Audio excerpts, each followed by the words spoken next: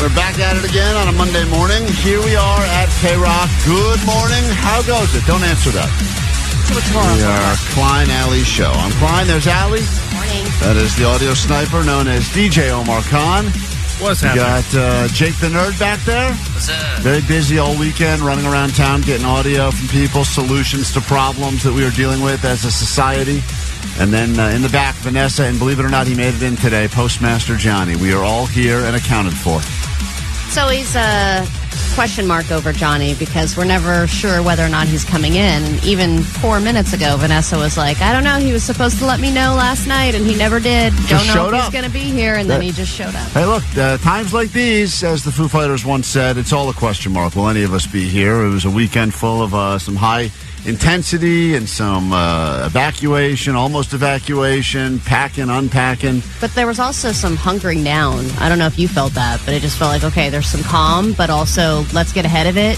You know, the firefighters are working to keep everything under control before the winds pick up again. Everybody was like unpacking, packing, getting supplies. Everyone's like hunker down, restock kind of vibe. I realized something, and I think Omar brings this up every time. Chaos is my comfort. So when there's full chaos happening, which is why I love going to a place like Costco or any sort of a situation where it just seems chaotic at all times, and ended up actually going to a Costco on Friday. So did I. Did you notice that everyone was buying like donation stuff? Oh, not me. Oh, really? I mean, everybody's carts was full of like waters. I think that you don't think that was for themselves. No, it was for the firefighters. It seemed a lot. It seemed like a lot of people were buying up stuff that they were going to donate. I should have given out some good donate awards to people as they were good donations. Good donation shop. I did see it was chaotic, and I thought to myself, once again, what a rookie I am standing around at Costco. And then I got home and I unpacked and I finally got some stuff that made it feel like, all right, I've got enough things now in the house. And then that's when there were some potential warnings of winds moving in our direction. And then I started going, God, I will be so mad if on top of everything else, my house burns down on the same day I did a big Costco shop. What a letdown that would be. Like when you get a Costco shop, that to me is like one of the greatest feelings you can have when you're home, you're unpacked. You're like, this will last me for a while. It never lasts as long as you think it will, but you're like, all right, I got a lot of stuff here. This is a lot. And then it was like, pack up. My wife's like, I think we got to go to Palm Springs. I'm like, no, what are you talking about? Did you see how much cheese I just bought? When all this was first happening, Katie was like, we need to clean the house. I was like, why would we clean the house? Right, that would be a letdown too. That would be a total letdown. Yeah, you clean the house and then it gets burned up. I would rather it be dirty at least. Right. Then you're like, at least we didn't waste any time cleaning it. Exactly. Yeah, it's, listen, so many stories now are popping up of people that have lost everything, obviously thinking about you in so many ways. We'll try to be as much of a distraction as we can be for you this morning. And I think that Vanessa proved to be a great distraction on the Klein Alley Show Instagram over the weekend, although very offensive according to some. Hey, I was watching Klein's Lines on Instagram yesterday with Klein and Vanessa, and I got to say, with all the fires going on, I think it's really inappropriate that you guys are showing a smoke show like Vanessa. It's a good point. Guy makes a good point. Totally inappropriate that we shared a fire hazard. Our own hot smoke show with the masses. That we should have kept her under wraps. Meanwhile, Allie, there's Allie. Meanwhile, there's Allie. She's like that giant plane that drops the red stuff all over the fires, puts it right out. I am the retardant of the show. Yeah, she is an erection retardant. If you are feeling chubbed up in any way because you saw Vanessa the Smoke Show, hello. Allie's like that B12 that just goes lays down that stuff. Perfect drop. I get it all. I was convincing my wife as we were watching some of the coverage, especially that really cool plane that drops all the red stuff. I was like, how inappropriate is it that someone is doing a gender reveal at a time like this? And she's like, I can't believe they're doing that. She's like, what does red even mean? I'm like, who knows anymore? California, right? So many genders. Can't keep up. Did she ever figure it out? No, but I heard her telling someone else. Like, everyone was revealing. She's like, someone did a gender reveal over the fire. It's totally inappropriate. We got a decent show planned for you today. We'll tell you all about it after this one. Thanks for starting your week with us on KROQ.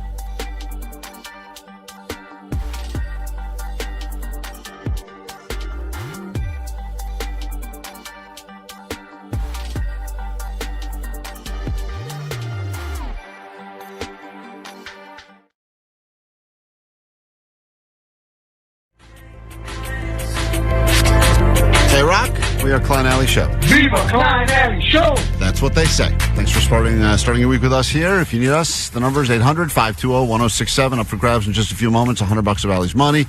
If you win it, you can either take it yourself or you can choose, and we will donate it in your honor to one of the many, many, many organizations that are currently accepting your money to help the victims that have been affected by the wildfires. And I'm not just talking about the obvious ones, the people that have lost their homes, their possessions. People, animals, the planet. It's been just crazy. I spent most of yesterday with my buddy who lost his house, and he just wanted some normalcy. So he came over just to watch football. He came over to your house for normalcy? I think he came over to my house to make his situation feel better. Got and it. I think That makes worked. sense. I do that sometimes. But the thing that was interesting is he came over, and I'm going to try to get him on today because the story he shared, and I'm sure you're hearing a lot of stories now, truly just crazy story of him rushing back and having 11 seconds to grab his dog and get out of his house as kind of flames were all over the place. But the guy has nothing left, and he really lost everything. So I told him, come over and, just pretend my house is shopping, pretend my house is a mall and just load up on whatever you need. He didn't have taken much because he's fatter than I am. So it was a great feeling for me that he couldn't fit into most of my stuff, even my old stuff. Oh, wow. So he did a little try-on? He was like looking at stuff. He's like, you don't have anything that's like a double XL? And I'm like, no, I don't have anything that's a double XL. I had some old radio stuff. Everything around here is like starts at double XL. You're like, do you want some radio stations that don't exist anymore? Because I have a lot of those shirts. Yeah, so he's like... here's the morning show I used to have, and here's the other morning show. Do you want to wear this Fiesta 96 t-shirt? Or do you want to wear this hip-hop throwback 1011? Yeah, baby. So, and then he leaves, and I realize as he leaves, there's a sweatshirt sitting on my kitchen table. It's his sweatshirt. So that's all he has. He has one sweatshirt. Everything else burned up in the fire. He accidentally left it in my house. So then I have to call him and tell him, dude, is this this hoodie that says whatever on the back? Is this yours? He's like, oh, that's mine. Oopsies, I left it there. I'm like, dude, that's your one piece of clothing now. What are you going to do if you're cold? You have no solution. You literally have one piece of clothing now, and you left it in my house. He's like, yeah, I can come get it later. I'm like, dude. And now I felt obligated to bring it to him. So you drove where? Where is he staying? He's staying near the he's staying near the Palisades? Well, he's staying at his in-laws' house, which is not whatever it is, 5 miles from. I don't know. Oh, I don't wish staying with your in-laws on anyone. Yeah, he said it's run its course already. I ran into a few people over the weekend that I know that are having to stay with their in-laws being evacuated, and they seem like they are on their last string already. I know, it's tough. It's like, oh my God, because what are you willing to do? You have to be appreciative, and you have to feel lucky that you even have a place you can go. But then when that place is the in-laws, there's something nice about. There's a level of comfort there, which I get, because they're technically family, but you also feel very annoyed by them after 48 hours minimum. Oh, yeah. And if you start looking at the math and going, it's going to take me this long to try to get insurance, this long to build, you're like, this is going to be a long stay at the in-laws if I can't come up with another plan. And all weekend I was just looking at people putting up videos of like open houses and rentals where there was like lines of people 100 deep just going. What? Yeah, because everyone needs a place. So many people need a place right now. Right now. And they're looking for anything, even if it gets them a month or something, just for some normalcy. I get it. We actually got a mattress over the weekend, and it was busy in there. Oh, even just get a mattress? Yeah, and I was like, whoa, everyone's just buying up mattresses right now. Everyone Great time. needs everything. Well, listen, we're not going to be able to solve the problem. I know there was a lot of issues that took place as to why this got as bad as it got. We don't have the solutions, but every once in a while we do send Jake into the community to see if regular drunk people do have the solution. And I think this guy gave us something we should think about. What's your name? Man, my name DJ Q Slaps, the one and only. Yes, Lord. Hottest DJ in Southern California. Talk to me nicely. Do you think this guy's going to give us a good solution for how we can never have a situation like this ever again? Definitely. I think so, because this is not a guy that's been beaten down by the system. This is a guy This is the best DJ in all of L.A. Right. He said it himself. He's the best. Slabs. He's Q Slaps. He's the best. I thought DJ Omar Khan was the best DJ in all of LA. Apparently, way off. It's DJ Q Slabs. Yep. And with confidence like that, he's going to have a good plan. DJ in Southern California. Talk to me nicely. How'd you solve the fires in Los Angeles? First thing we would do, right? We're going to have a water system that automatically goes off when these wildfires break out. We're going to have a fire department with more money. We got to keep them funded in order for us to keep going, man. We got to protect the city of Los Angeles. Beautifully said. DJ Q Slab with the answer. Mo money. So he's just saying a mass giant sprinkler system that would go off as soon as any fire broke out? That's right. That's Not a right. bad idea. It would take a while to build that infrastructure, but Mo money, less problems is what he's saying, and I like that. How would you like some Mo money yourself? Call now, 800-520-1067. 5 questions about the news.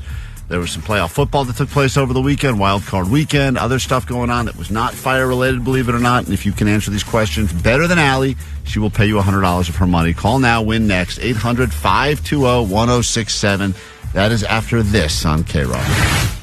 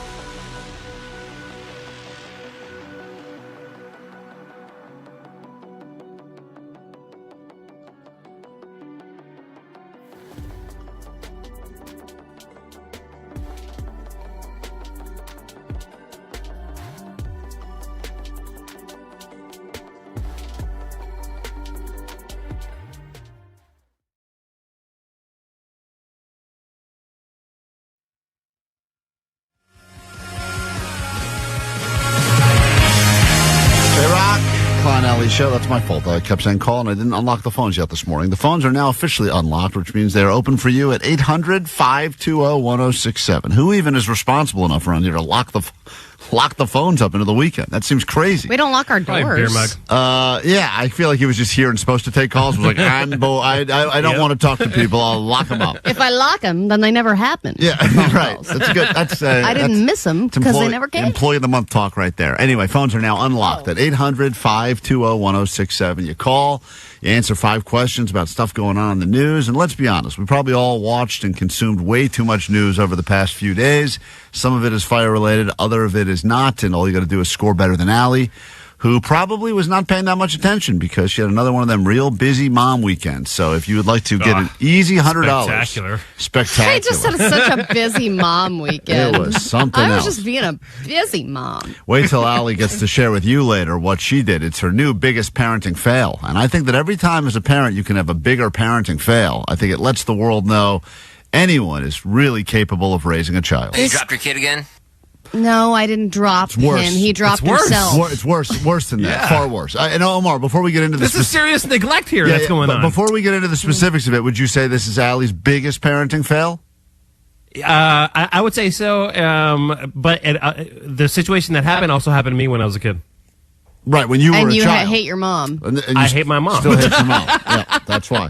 We'll get into that later. She's had her share of busy mom weekends. I believe it. 5 questions standing between you and $100. That's money you could keep. That's money you could donate. The choice is yours. There's no shortage of places to donate to right now. Let's get into it. Hopefully you learned something. Maybe you're just waking up for the very first time. You got to go, what happened this weekend? Well, this will be a crash course on that. It's time for some Allie Knows the News. Sweet dibs. By the way, you're all a bunch of assholes. I'm going to leave one here for Allie Knows the News. Thank you. It's 2025, and she still drags out interviews. Let's find out if Allie knows the news. New year, new you, right? Thank you for that lovely message. Let's go ahead and play the game as we say hi to Joel listening in Whittier this morning. Joel, how would you like to be $100 richer? I appreciate that and kind of keep the money right now. All right. I hope you win this money. You got 5 questions and one lesbian standing between you and riches, and here we go. Okay. Allie Knows the News. Allie is leaving the KROQ studios as we speak. If you don't believe me, you can look at it as we are streaming live on KROQ's YouTube right now at KROQ's YouTube page. Battling Joel. Joel, you'll get a first chance to answer these questions. Please answer them quickly, confidently, and accurately so that we can pay the people. Your first question is as follows. 4 wild card games took place this weekend. Name one of the teams that will be moving on. One team that won their game.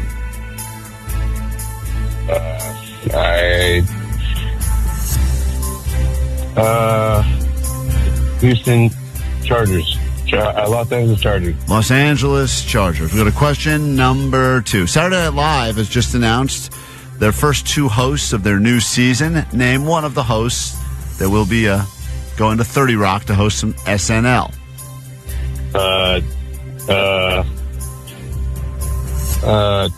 Dave Chappelle. Question number 3. Disneyland has canceled what because of the heavy winds? Something has been canceled at Disneyland because of the heavy winds we're still experiencing in Southern California. Fireworks. Go to question number 4. A looter dressed as what was found attempting to rob a evacuated house? What was the looter dressed like that got arrested? As a firefighter. And finally, question number 5. Because of the fires, this Netflix show is being pushed back, and the person who is deciding to push back their show because of the fires is now taking some backlash for it. What Netflix show is being pushed back the release of because of the fires? Meghan, Duchess of Sussex. Wow, how fancy. All right, hold on. We'll bring Allie in. Fancy show. Hold on. Don't say anything else. Allie's coming back in the studio right now. Joel, I'm going to be honest with you, and I don't mean this as an insult. You have dumb voice. Dumb voice means that no matter what you say sounds dumb, but you did get quite a few questions right, so he did deliver it with all of the cadence of a real brain-dead idiot, right? Yes, thank you, Omar. But hey, listen. Allie, you're on. Allie. I don't care as long as I win $100. That's man. right. All good. I get it. Listen, that's all that matters. We tell our kids this all the time. It's not about how you play the game. It's win or lose. That is all that matters. Right? Really? Is that what you teach your children? That's the most important thing. Allie, question number 1. I sound smart, but am dumb. I think that's worse. That is correct, Allie. You do. Question 1. 4 wild card games happened over the weekend. Name one team that is moving on. Your Washington Commanders. That Klein. is absolutely true, with a couple of doinks, big important doinks and boinks. Doinks makes it into the Gay Sports Highlights this week as well. I believe they should. That is correct. Congratulations, Commanders. Unfortunately for Joel, he said the LA Chargers are moving on, and that is just not the case. They got their ass handed to them by the Houston Texans. So Allie goes up 1-0, and we go to question number 2. Allie. Yeah. Saturday Night Live has just announced 2 of their first hosts for the new season. Name one of the people that will be hosting SNL when the new season starts, I think next weekend or something like that. Chalamet. That is absolutely correct. Timothy Chalamet was one of the announced hosts. Also, Dave Chappelle was announced as one of the hosts, and I believe that is what Joel said. So Joel does get the point. He's on the board, 2-1. And we go to question number 3. Disneyland has just canceled what because of the strong winds? Their fireworks show. All right. He said that as well. The fireworks show will not be happening at Disney because of the winds. They want to be precautionary, understandable. We go to question number 4. And Allie's still up by 1. A looter dressed like what was caught inside of a evacuated home trying to do some robbing? Firefighter. All right. Great idea. Give the guy credit for creativity points. Do not give him any credit. At all. Well, I had a buddy that claimed he was going to walk around in a firefighter costume, not to loot, but just so he could meet women. He thought he would have a good job. Also, horrible. Why? He had a firefighter costume from Halloween. He said he was just going to put it back on and walk around again. Nobody should be pretending to be firefighters right now, ever. I agree you shouldn't do it, but in theory, I understand why there's a theory to do it, but still not okay. Was your kid a firefighter? Yeah, he was. Actually, he was recreating his costume last night. Stolen valor, Allie. You better believe Allie's sending that kid out there to get freebies all day, every day, huh? little 3-year-old. Okay, say first responder. Little 2-year-old showing up. All right, you guys both get the point on that one. It's Allie's still up by 1. One final question. Here we go. This Netflix show is being pushed back. The reason is because the person whose show it is says they want to be respectful to the fires, so they're pushing back the show. As a result, they're getting some backlash for even tying this show to the fires. Who is it? What show? Queer Eye. Oh, interesting guess. Too flaming? Is that what you're saying? Yeah. That's inappropriate. He actually got it right. It's Meghan Markle's show on Netflix. Is the one about like living your best life or I whatever. guess, and she put out some statement saying it's inappropriate to release this at this time. He gets the point. Allie does not, which means this thing comes to a tie at the end. Ties, unfortunately, go to the house here. But if you'd like to donate that $100, Joel, to a worthy cause like the Red Cross, we can do that in your honor. Donate it to the firefighters, man. All right. Okay. Hold on. All I'm right. making a note right now. Joel's Thanks for making that choice for me, Joel's 100. And when you say the firefighters, do you mean Allie's son, the firefighter, or the real firefighters?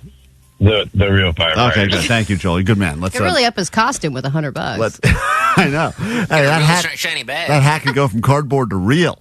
All right. Well, later this morning, something for you just for putting up with us. We stopped doing it last week because it felt wrong, but this week we will attempt to get you on that standby list so you can be a part of KROQ's Mile High Club. Am I paying for that too? Destination number 1 is Justice in London. These guys.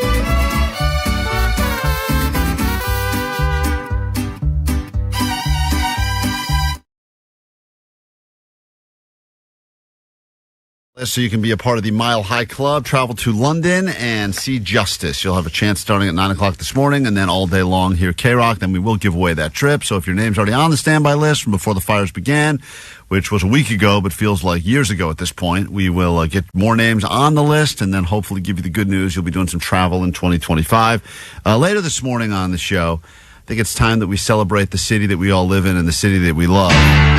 Think of all of the things about LA that you do truly love, because I think that sometimes when you go through what we've been going through, it's easy to focus on that. And yet I spent a lot of time, and this is weird for me because I am definitely a pessimist at nature, thinking about all of the reasons why I truly do love Los Angeles, and how I think for a while it's been easy for all of us to focus on the things about this place that are super annoying, and it's all the stuff that everyone makes fun of us for, the fakeness or the expensiveness or the traffic or all of crime and all, and that's all exists at some level, but that exists everywhere to a certain extent. And then there are the things about LA, just driving down random streets or looking at footage and going like, man, this place really is unbelievable. Or the shows, the culture of, the entertainment industry, so many great iconic venues that you can see shows. You really put a lot of thought into that and made a really long video. That's right. I did. Thank you. I really rambled for a long time. That went on Klein's Instagram. It was real long. It never stopped. I thought eventually they'd cut me off, and they didn't. I cut off at like 2 minutes. I was like, all right, I know he loves LA, but goddamn. But I think that other people are using. Thank you, Jake. Other people are using this as an opportunity to re-fall in love with LA, and I think it's valuable that later this morning we ask you, what is the thing that you currently love the most about LA? Yeah, just keep it short. Just under 5.5 minutes. If you need inspiration, you go to my Instagram. Start watching now. You'll be done by lunch. Look at his Instagram. Cut it in half, and then cut it in half again. We'll get into that, of course, and lots of other things. People apparently getting reunited with exes, because sometimes when situations get weird, either you were evacuated, you thought you'd be evacuated, you don't know where to go. Exes connected. Exes reconnected as a result of this. Did this happen to you? Did this happen to someone you know? We'll get into that a little bit later. And much more on the show. Jake will probably share a passage from his journal as well, because we're in the middle of our very own forced resolutions this week. And if you're not aware of what we have to do, it's all up on our Instagram, Klein Alley Show. But before we do anything else, there were some football games yesterday. Yep.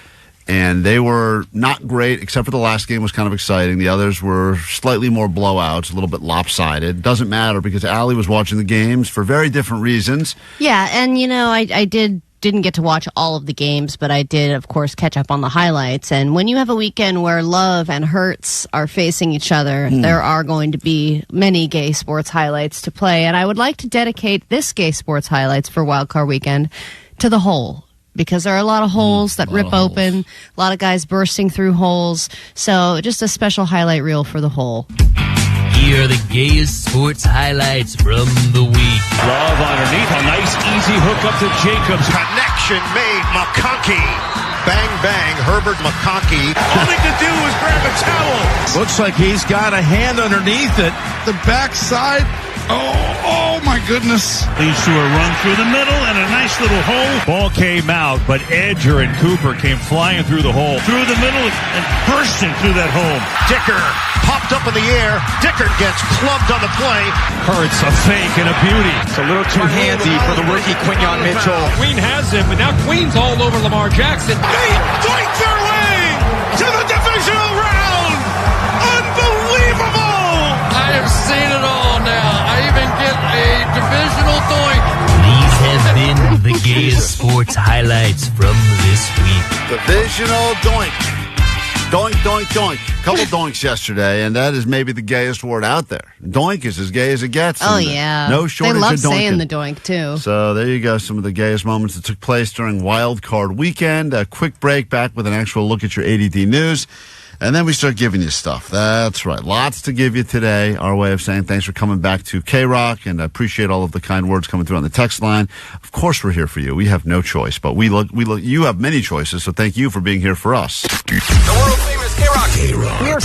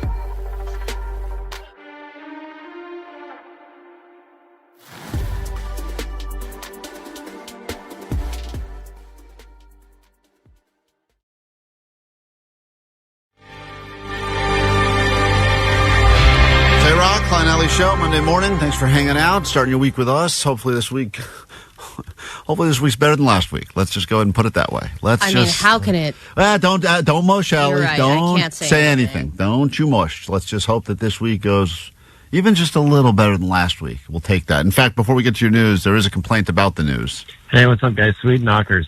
Hey, I got a bone to pick with you guys. What are we doing with this new non-funny A.D.D news intro? Like, it just says, time for A.D.D news, and then off we go. Are we never going to hear Barbara Walrus again, or spatula, or it's definitely a soup day, or hey, get back here, or is that barbecue sauce? No, it's not.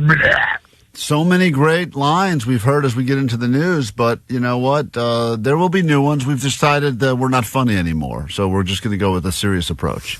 We've been attempting to do a comedy show for years. It's clearly not working. We're going to go the Bear status, where we're saying we're a comedy, Right. but we're a drama. Exactly. It'll be just like that show, The Bear, where you're like, I think I laughed in the first season. I haven't laughed since, but it's still technically a comedy. And then you're hanging on going, someone's going to say something eventually. Right. Eventually, you'll hear something funny, but it won't be now.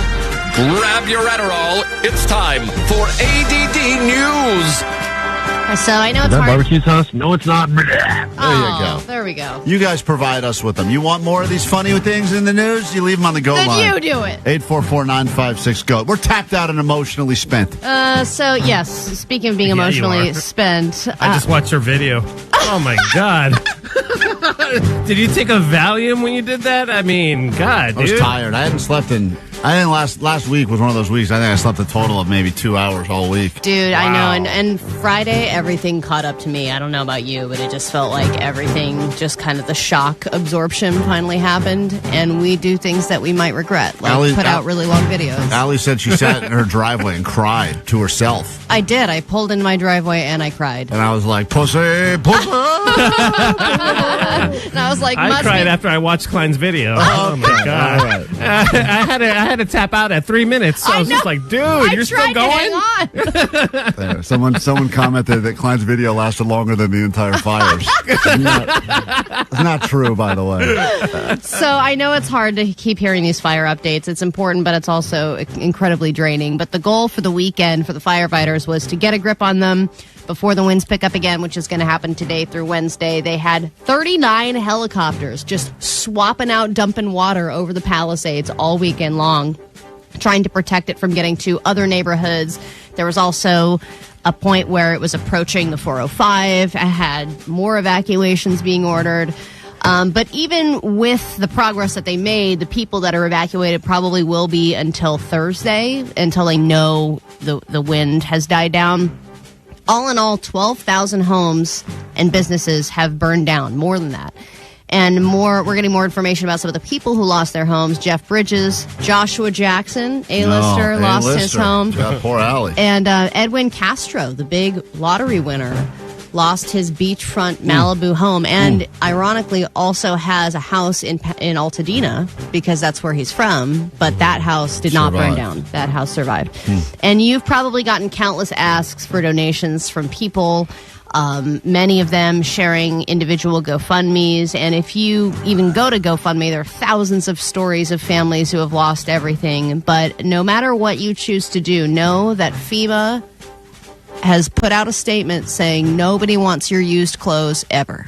It's crazy because I think that's everyone's first move when they want to, quote, help is, well, I've got some old clothes. Right, I want to help, but also I want to declutter. And it was currently in the back of my car, I've got 9 garbage bags full of clothes.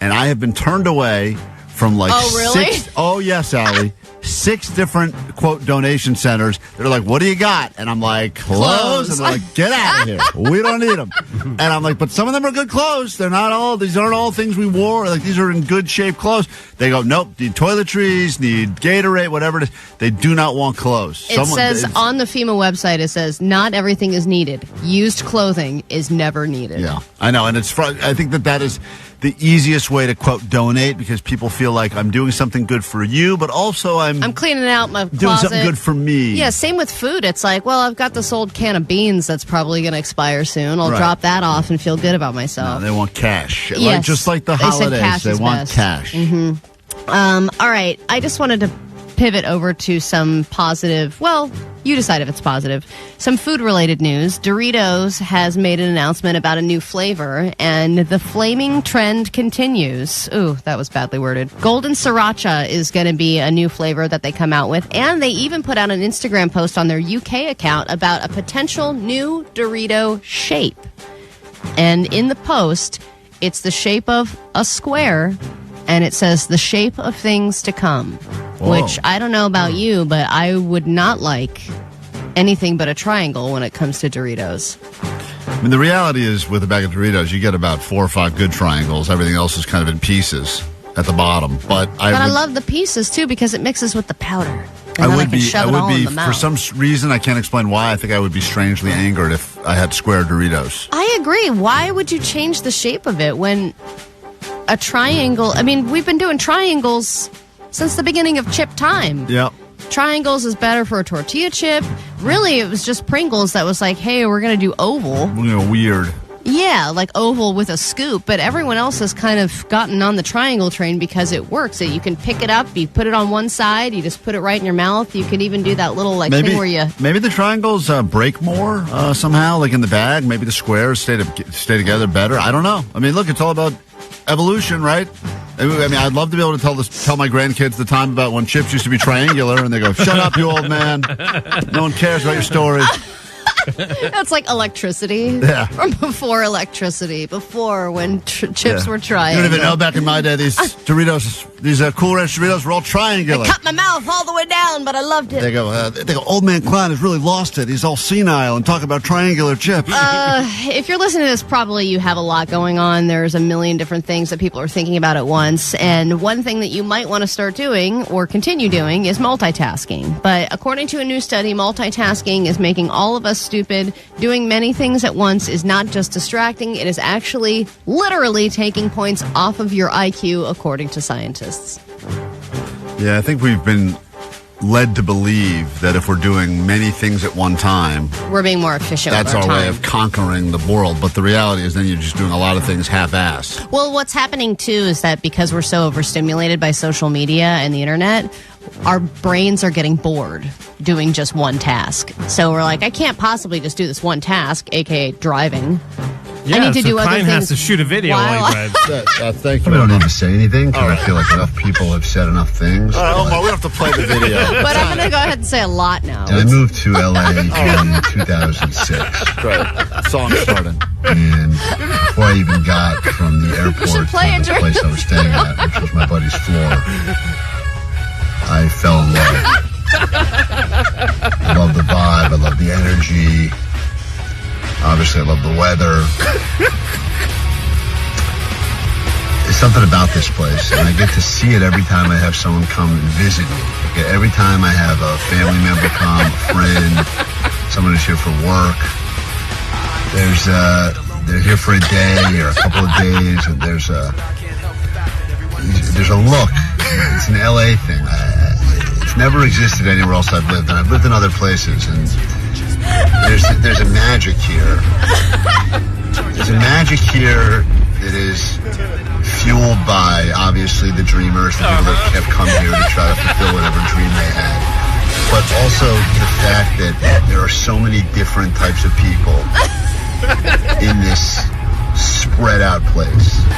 Neighborhoods are so different from each other, even though they could be a mile away. Sure, it still takes you 30 minutes to get there, but they're a mile away.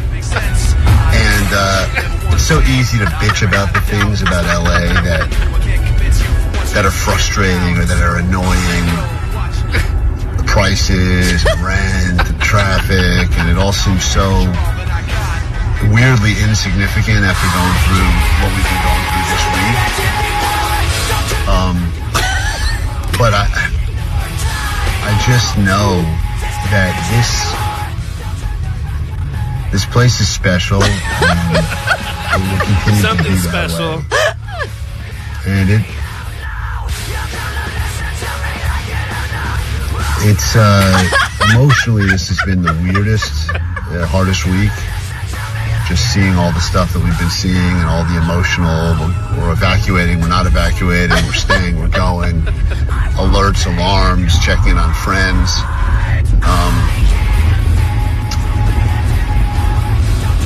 But, it's going to sound cliche, but it's like weeks like this and times like this, and not that I ever would want anyone to have to go through this in their city, but where you really do start to see the best of people.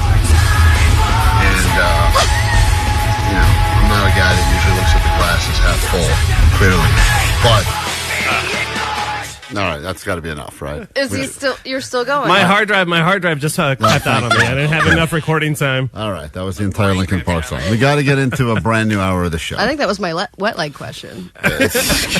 Not that long. Well, thank you guys. That was great. Is there more? Oh, it keeps going. Oh, yeah, that's where I tapped out. There's tons more, I guess. I was like, I can't do this anymore. There's tons more. There's tons more. Let's get into a new hour of the show now. Klein Alley Show. 106.7 KROQ FM in HD Pasadena, Los Angeles, Orange County. This is the world famous KROQ. All right, let's forget what just happened. Let's start a brand new hour of the show here at KROQ just after 7 o'clock on a Monday morning. Lots to get into on the show today. We're here for you, live interactive. If you need us, 800-520-1067. If you are, as always, if you're helping out the community, I know that a lot of people hitting us up on the text line now saying there are places that are still taking clothes. Gave me a few addresses downtown, etc. Happy to drop off some stuff. There are some places downtown that'll take your used clothing. I'm looking at a few different people that get texted an address. Now, most of the texts now are just people saying, way to go, Omar, you savage. Way to make Klein look like an ass. 323 said this song was perfect because some of the lyrics were, you're going to listen to me like it or not. Yeah, right. Oh, there you go. You can see my love letter to L.A. in its entirety. The director's cut is up on Instagram. You're gonna need a weekend. So, it's a bonus features. This hour, we will find out why you love L.A. Let's not focus on me. Let's give L.A. some love. A city that's easy to make fun of. A city that's easy for the rest of the world to hate upon. Because, let's be honest, they hate us because they ain't us. There's a lot of jealousy that happens. I get it. I know sometimes I've seen other cities, especially when they're having like good runs with their sports teams, and it turns to a level of hate and anger. And L.A. is a beautiful place with beautiful people and great sports teams and all that other stuff. I could see why a lot of the country and the world would be envious, but also that would turn towards hate. We did feel a lot of love this week from others, but it's a good opportunity for us to remind ourselves why we do love living in Southern California, so we will get to that later this hour.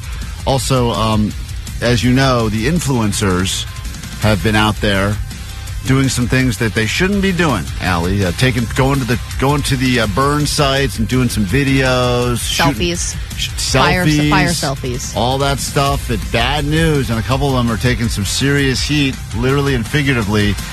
So we will get to that. Of course, the Rams got a football game today to get excited about, so we got lots to get into, plus a spot for you on that standby list so we can send you to London and see Justice. That's all coming up this hour. But right now, a hype song that I think everyone could use right now from our buddy Eminem. This is KROQ, Klein Alley Show.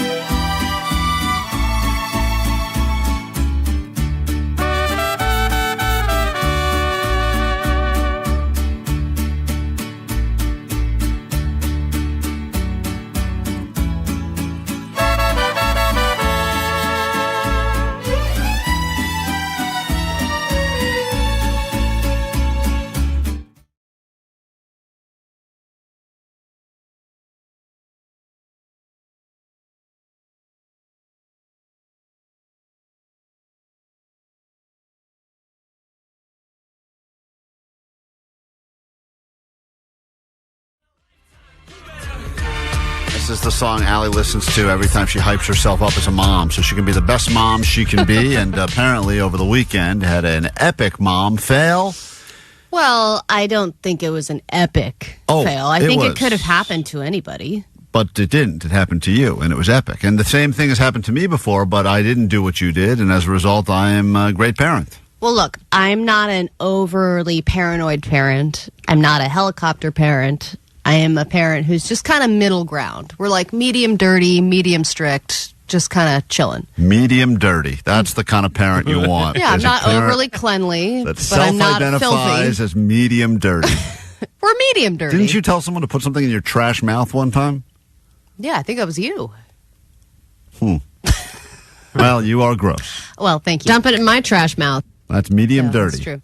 So as I had mentioned earlier, Friday, I feel like everything from the week hit me. I mean, a week ago we lost our pet. Didn't really have any time to process that before the fire started happening, evacuated, all that stuff.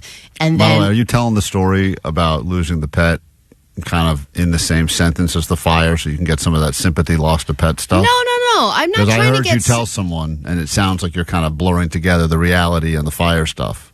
You heard me telling someone? Oh, you said the fires we've been out, we've been in, we got evacuated, it was just a terrible our cat died. week. There was a lot of different things that were terrible. But if you say fires, we got evacuated, our cat died, people are going to make they're going to go, you think I was insinuating that my cat died in a fire? Yes. No. Well, technically, your cat is being cremated. Okay. So it's not a total lie, but your cat did die a day before the fires. Well, I'll make that clear the next time I tell everybody. But don't worry, she died. That was her on Monday.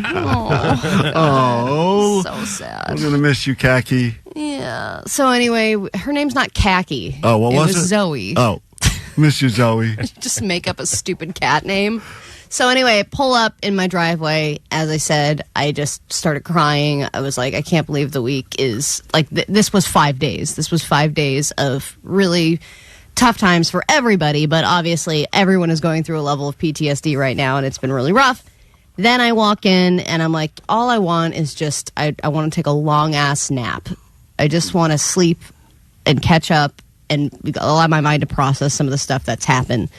And Katie goes, well, I think we have a problem. Oh, boy. It's the last thing you want to hear before a nice nap plan. I haven't heard that since Monday. Right. So then I was like, well, what's going on? So a few days before, when the power went out, our kid was on a little stool. He has a little blue stool that he takes all over the house to get things. And he was standing on a stool eating a carrot, and he fell, landed on his chin, smashed his face open, and he also landed on his hand. Now, after a while, he was fine. His chin was bleeding. We cleaned up the blood, and he was just sitting there watching Paw Patrol like it was any other day. Cut to Friday, and he is, I guess, holding his arm and not really using it much, and he shuts the refrigerator door and reacts in a very, big way, and his arm begins to swell. And she goes, I think we should probably take him to urgent care. I was like, I don't know. Let's see if it gets worse and if the swelling gets worse, because, he probably just hit it funny. How many days has it been since he fell on it? 3. 3 days. Yeah, he heard it on Tuesday, and this was now Friday. Then I actually get a phone call from Johnny. We're playing outside, and Johnny goes, hey, I just wanted to check in and just let you know that, even though these trying times get to us, we can rise above it. He's trying to be all, motivational. Yeah, I got one of those calls from Johnny, too. It was too. Very weird. Yeah, it was very strange. And so as he's giving me this weird, inspirational pep talk message. Johnny gave that whole speech about, I'm from here, and we deal with this all the time. And I'm like, fires are what we are. I was like, but Johnny, this is a once in a lifetime. Yeah. He's like, don't worry. He's like, we're in, we're out. We'll be back Monday. We're up. I'm like, we're not up. To lift your guys' spirits. You guys were crying on Friday. I felt bad for you guys. Dude, okay, thank you. I had to check in. But he also didn't really know how to have that phone call. Right. I thought he was like, I know you've got, adult response. You feel like I said, kid. I knew you guys were at a different the stakes were higher for you guys because you guys have families to take care of. Right. I don't. It's just me. So as I'm trying to talk to Johnny, my kid is running down the street and he falls and he braces his fall with his arms and he hurts his wrist even more. Oh no! And then he's really inconsolable and it's getting even bigger. And I'm like, okay, Johnny, I gotta go. We go to urgent care. They say, all right, we need to do an X-ray. I go, you really need to do an X-ray? Let's just see. And so anyway, we decide they're going to do it, and they find out that he has fractured his wrist and that he needs to be in a cast for 4 weeks. And to be fair, in my defense, it's not a break, it's a bend, because their bones are so bendy that they can't really break sometimes at that age. You really tried your best, though, didn't you? But technically, my kid was walking around with a broken wrist for 3 days. And then the worst thing that can happen when a kid has a broken wrist is that they fall on that wrist and then break it even worse. Right. Well, I think that there maybe was a beginning of a break, but not a full break on Tuesday, and then it just solidified after the Johnny phone call, a full break. So I'm saying you should judge Allie and I as parents, but currently both of us have a kid in a cast right now. But they look cool. That's true. That is true. I don't think I'm considered a neglectful parent. He was acting normal. He was going to school. Nobody else noticed at school. If they don't notice at school and we don't notice at home, then I think we're good. Keep telling yourself that. They did ask a lot of questions at the doctor's office. Yeah, I would imagine. Was that CP Child Protective Services? Who was asking the questions? I was on the phone for a while and filling out paperwork. You got to take a quick break. Let Allie's son borrow the helmet that Allie wears around town. Allie doesn't wear a helmet around town. That's her haircut. Relax. It's important to wear a helmet. Quick break. We're back with more show next.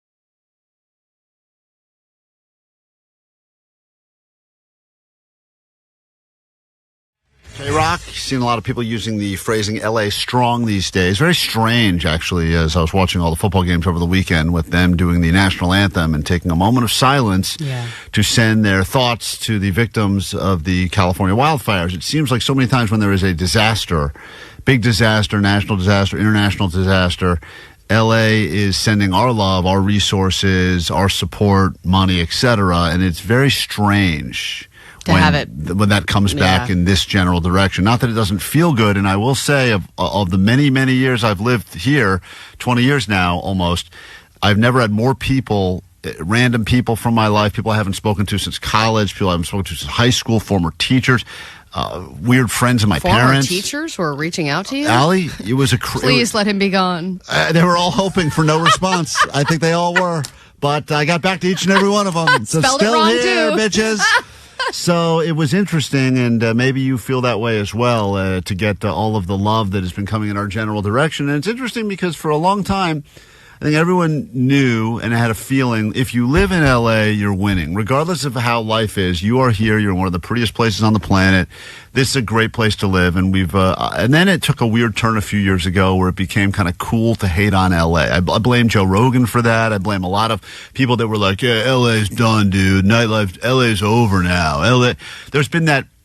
Well, and a lot of like film crews are leaving Los Angeles to go film in other places. So it was like, one of the biggest draws of LA was Hollywood, right? The dream, chasing the dream, living the dream. And we thought it would be a good way for us to all spend a second, and we'd love you to join us on this, to let everyone know why, truly, because I do think as you look at all of the stuff we've been going through, it's a good opportunity to reflect on and spend a second to talk about why we love LA. I love LA. Not just for Randy Newman. We know he loves LA. 800-520-1067. Because I think there's the obvious reasons that the world knows about, and then there's just some of the things that you just have learned to love or you love because you've lived here. And for me, it's going to sound small and insignificant, but I love the fact that you can get breakfast 24 hours a day at almost any place. It's one of the greatest things about LA, I think, is that bars, sure, they may close at 2, whatever, but you can eat breakfast all day at so many places. It is really a 24/7 breakfast town. And some places, I've lived in places, they're like 10 a.m., sorry, no more breakfast. Yeah, and they're usually at like old iconic diners where there's a bunch of black and white photos of people that had breakfast at 2 in the morning there once too. Yeah, it's a great thing about LA that I learned my first night here and have taken advantage of many times since. I love the fact that this is and I'm not just talking about the obvious places like the Denny's where Omar used to work. I'm talking about just all of the different places where like, whenever you get that little part of the menu that says breakfast, it always says, in parentheses, served all day. So it's just it's one of the things about LA I love that I cannot say exists in as many other places as it does right here. I guess mine is not so niche, the reason that I love LA. One thing that I loved as soon as I moved here was that there was always something going on, especially in the music industry. There's always shows every single night. From you could pay $10, you could pay $1,000 to see all kinds of different shows at all kinds of incredibly iconic music venues.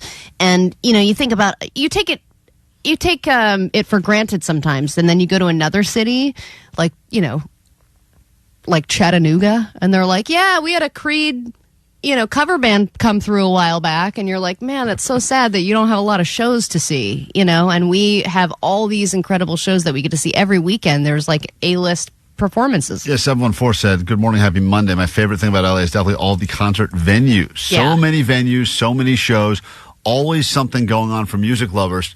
And I don't think it necessarily even gets the same glory as a place like Nashville does. But if you were to really break it down on just amount of venues, amount of shows happening, thinking about all of those times where even I come in here in the morning, look at Instagram and go, wow, all that was happening last night in LA? I know. And during the week, too. Right. It's almost too much to the point where it can feel overwhelming, but that is definitely one of those things that is a true spoil. And when people do officially move out of state, because people have done that or move out of LA, that is something that I don't think they realize. They took for granted the fact that really, if you ever wanted to go out and do something cool, there was always something to do cool. Yeah, absolutely. And then on top of that, all the premieres that are taking place at any given time, and you're like, well, what's this little thing? And they're like, it's Brad Pitt's new movie, and there he is. Yes. So it just feels like there's always, it's like alive. Johnny, as a man who lived his entire life in Los Angeles, what is one thing you'd like to share with the masses that you love about LA? We'll take your calls, 800-520-1067. Text as well, because the world is watching, the world is listening. What do you love most about LA, Johnny? What I love the best about LA is that we're all winners. Everybody and anything that's in LA is automatically a winner. Whether it's a sports team, we have the most iconic sports teams and mashups ever. We have we win in food because we're such a big melting pot of so many cultures. We have the best Chinese food, Mexican food, Indian food, everything. And then just music and movies too. Like you just said it. We're the entertainment capital of the world for music. When's the last time, Johnny, you had Indian food? Out of everything I said, you pulled Indian food out of what I said? It's in your... Name one Indian food. Curry. Curry. C-U-R-R-Y. Curry. Yeah, but have you ever had it? It's brown. But Johnny, like me. Have you ever had it, though? I've yet to. My friends are about to turn me on to that. Actually, it comes in red, green, and yellow, usually. I don't think there's a brown one. Yeah, Johnny's going to be... That was very racist. Johnny doesn't know Indian food will be Friday's round. I do agree that I think L.A., food-wise, the best food city I've ever lived in, by far as options and quality. I just think it's different, the best. too, because... the most creative chefs live here. Somebody on the text line pointed out street food. Best street food. Best street food, by a 562, the street tacos, the bacon-wrapped hot dogs, the food trucks. There's more food that you can get on the street here. Yeah, you remember one of those hot dogs in the streets in New York City? It's 90% water. It's disgusting. It's one of the grossest things ever. And I ate a bunch of them, don't get me wrong, but the street hot dogs in L.A. Street tacos, bro. You go to other counties or other states, they don't have dudes on the boulevard with trucks out of vans selling tacos and making birria and stuff. Joey, go ahead. It's time to show a little bit of love to L.A. I think L.A. could use the love right now. What is the thing most that you love about this city? I think since the early 90s up till current, the LA punk scene is absolutely amazing. I mean, some of the best bands are from the area, and they still play. I mean, I've seen bands... the lead singer is 70 years old, and he's still playing. Lee Ving is still singing in the L.A. punk scene. It's funny. I think a lot of other cities have tried to replicate. I've noticed that, too. Before I lived in L.A., I would see things in other places, and then I realized they were just kind of almost interpretations of or imitations of what was already happening in L.A. Right. They were trying to recreate the magic. Which is one of those things as well. Jake? I love L.A. I can't wait to hear what Jake's favorite thing is, because Jake has also lived in L.A. now 20 years, I feel like. Right, Jake? Yeah. My favorite thing is kind of a double-edged sword, because it's also kind of the reason for the fires, is that it's a major metropolis, but surrounded by vast patches of wilderness. You can drive 5 minutes from your house and get in a canyon and never know you're next to one of the biggest cities in the world. Yeah, that is a really cool part of L.A., is that you kind of feel like you're in a big city, but you're also able to escape pretty quickly. Right. Well, they do have, everyone knows that. I surf in the morning and ski in the afternoon. And people like to say that, and yet I've never done it. I'm sure someone has done it just to prove that you can do that. But they say that that's one of the things. In all the tourist ads for come to California, they do a lot of that sort of stuff. But you can't get a completely different terrain in a very small space. Right.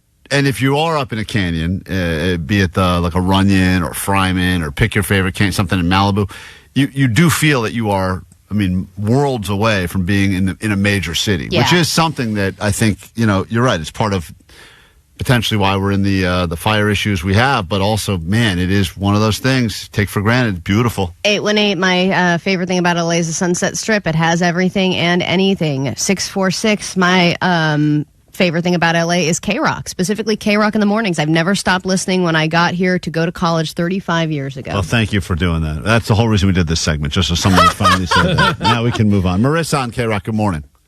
Good morning, Sweet Dibs. Sweet Dibs. What do you love most about this city? I think it's just a city of opportunity. There's so many small independent businesses. You have food, you have entertainment, museums, fashion. It's just a city of anything. I do agree that you could come here, the thought was always, at least the stereotype is, oh, you want to be an actor, or you were the best person in your high school play, so you're moving to L.A. Well, see, Allie, doesn't carry you. Doesn't work like it used to. I came here to be discovered in an Erewhon, and I never was. Never were. But I will say that there is something, it does not matter. There's so many people here thriving in whatever it is that they do, that the whole concept of I'm going to come here and be discovered as a comedian or as an actor or as a writer, sure, that exists here. Mm-hmm. And someone put it so beautifully. There was some quote, I should read it because I'm going to mess it up, but they said the concept that L.A. is all of the creative, black sheep of the family. Like a lot of the people, I'm not talking about the locals that have grown up here, but many people that have chosen to live here. Yeah, you were the weirdos, right? You were definitely I was definitely the troubled kid in my, between my two sisters. An outcast in your city, then your city was supposed to be L.A. And so I think that you do have all these kind of beautiful outsiders here, and that has created some of the cool things that we have about L.A. because people aren't just looking at things so black and white. They're very...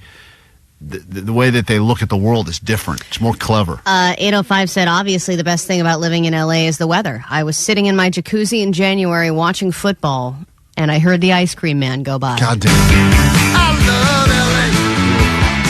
949, you always know you live in a good city when that's the place everyone goes for vacation. Yeah. When you're seeing tourists around and you're like, all over the world, you live like Norway or something, and on your vacation you're coming to Los Angeles. One word, 818 says, Diddy. Oh. Okay, well, then I had to ruin this. We were having a nice time, and you had to throw in Diddy and ruin it. Little love, heading back towards Los Angeles, because there's plenty of things to love about this place on KROQ.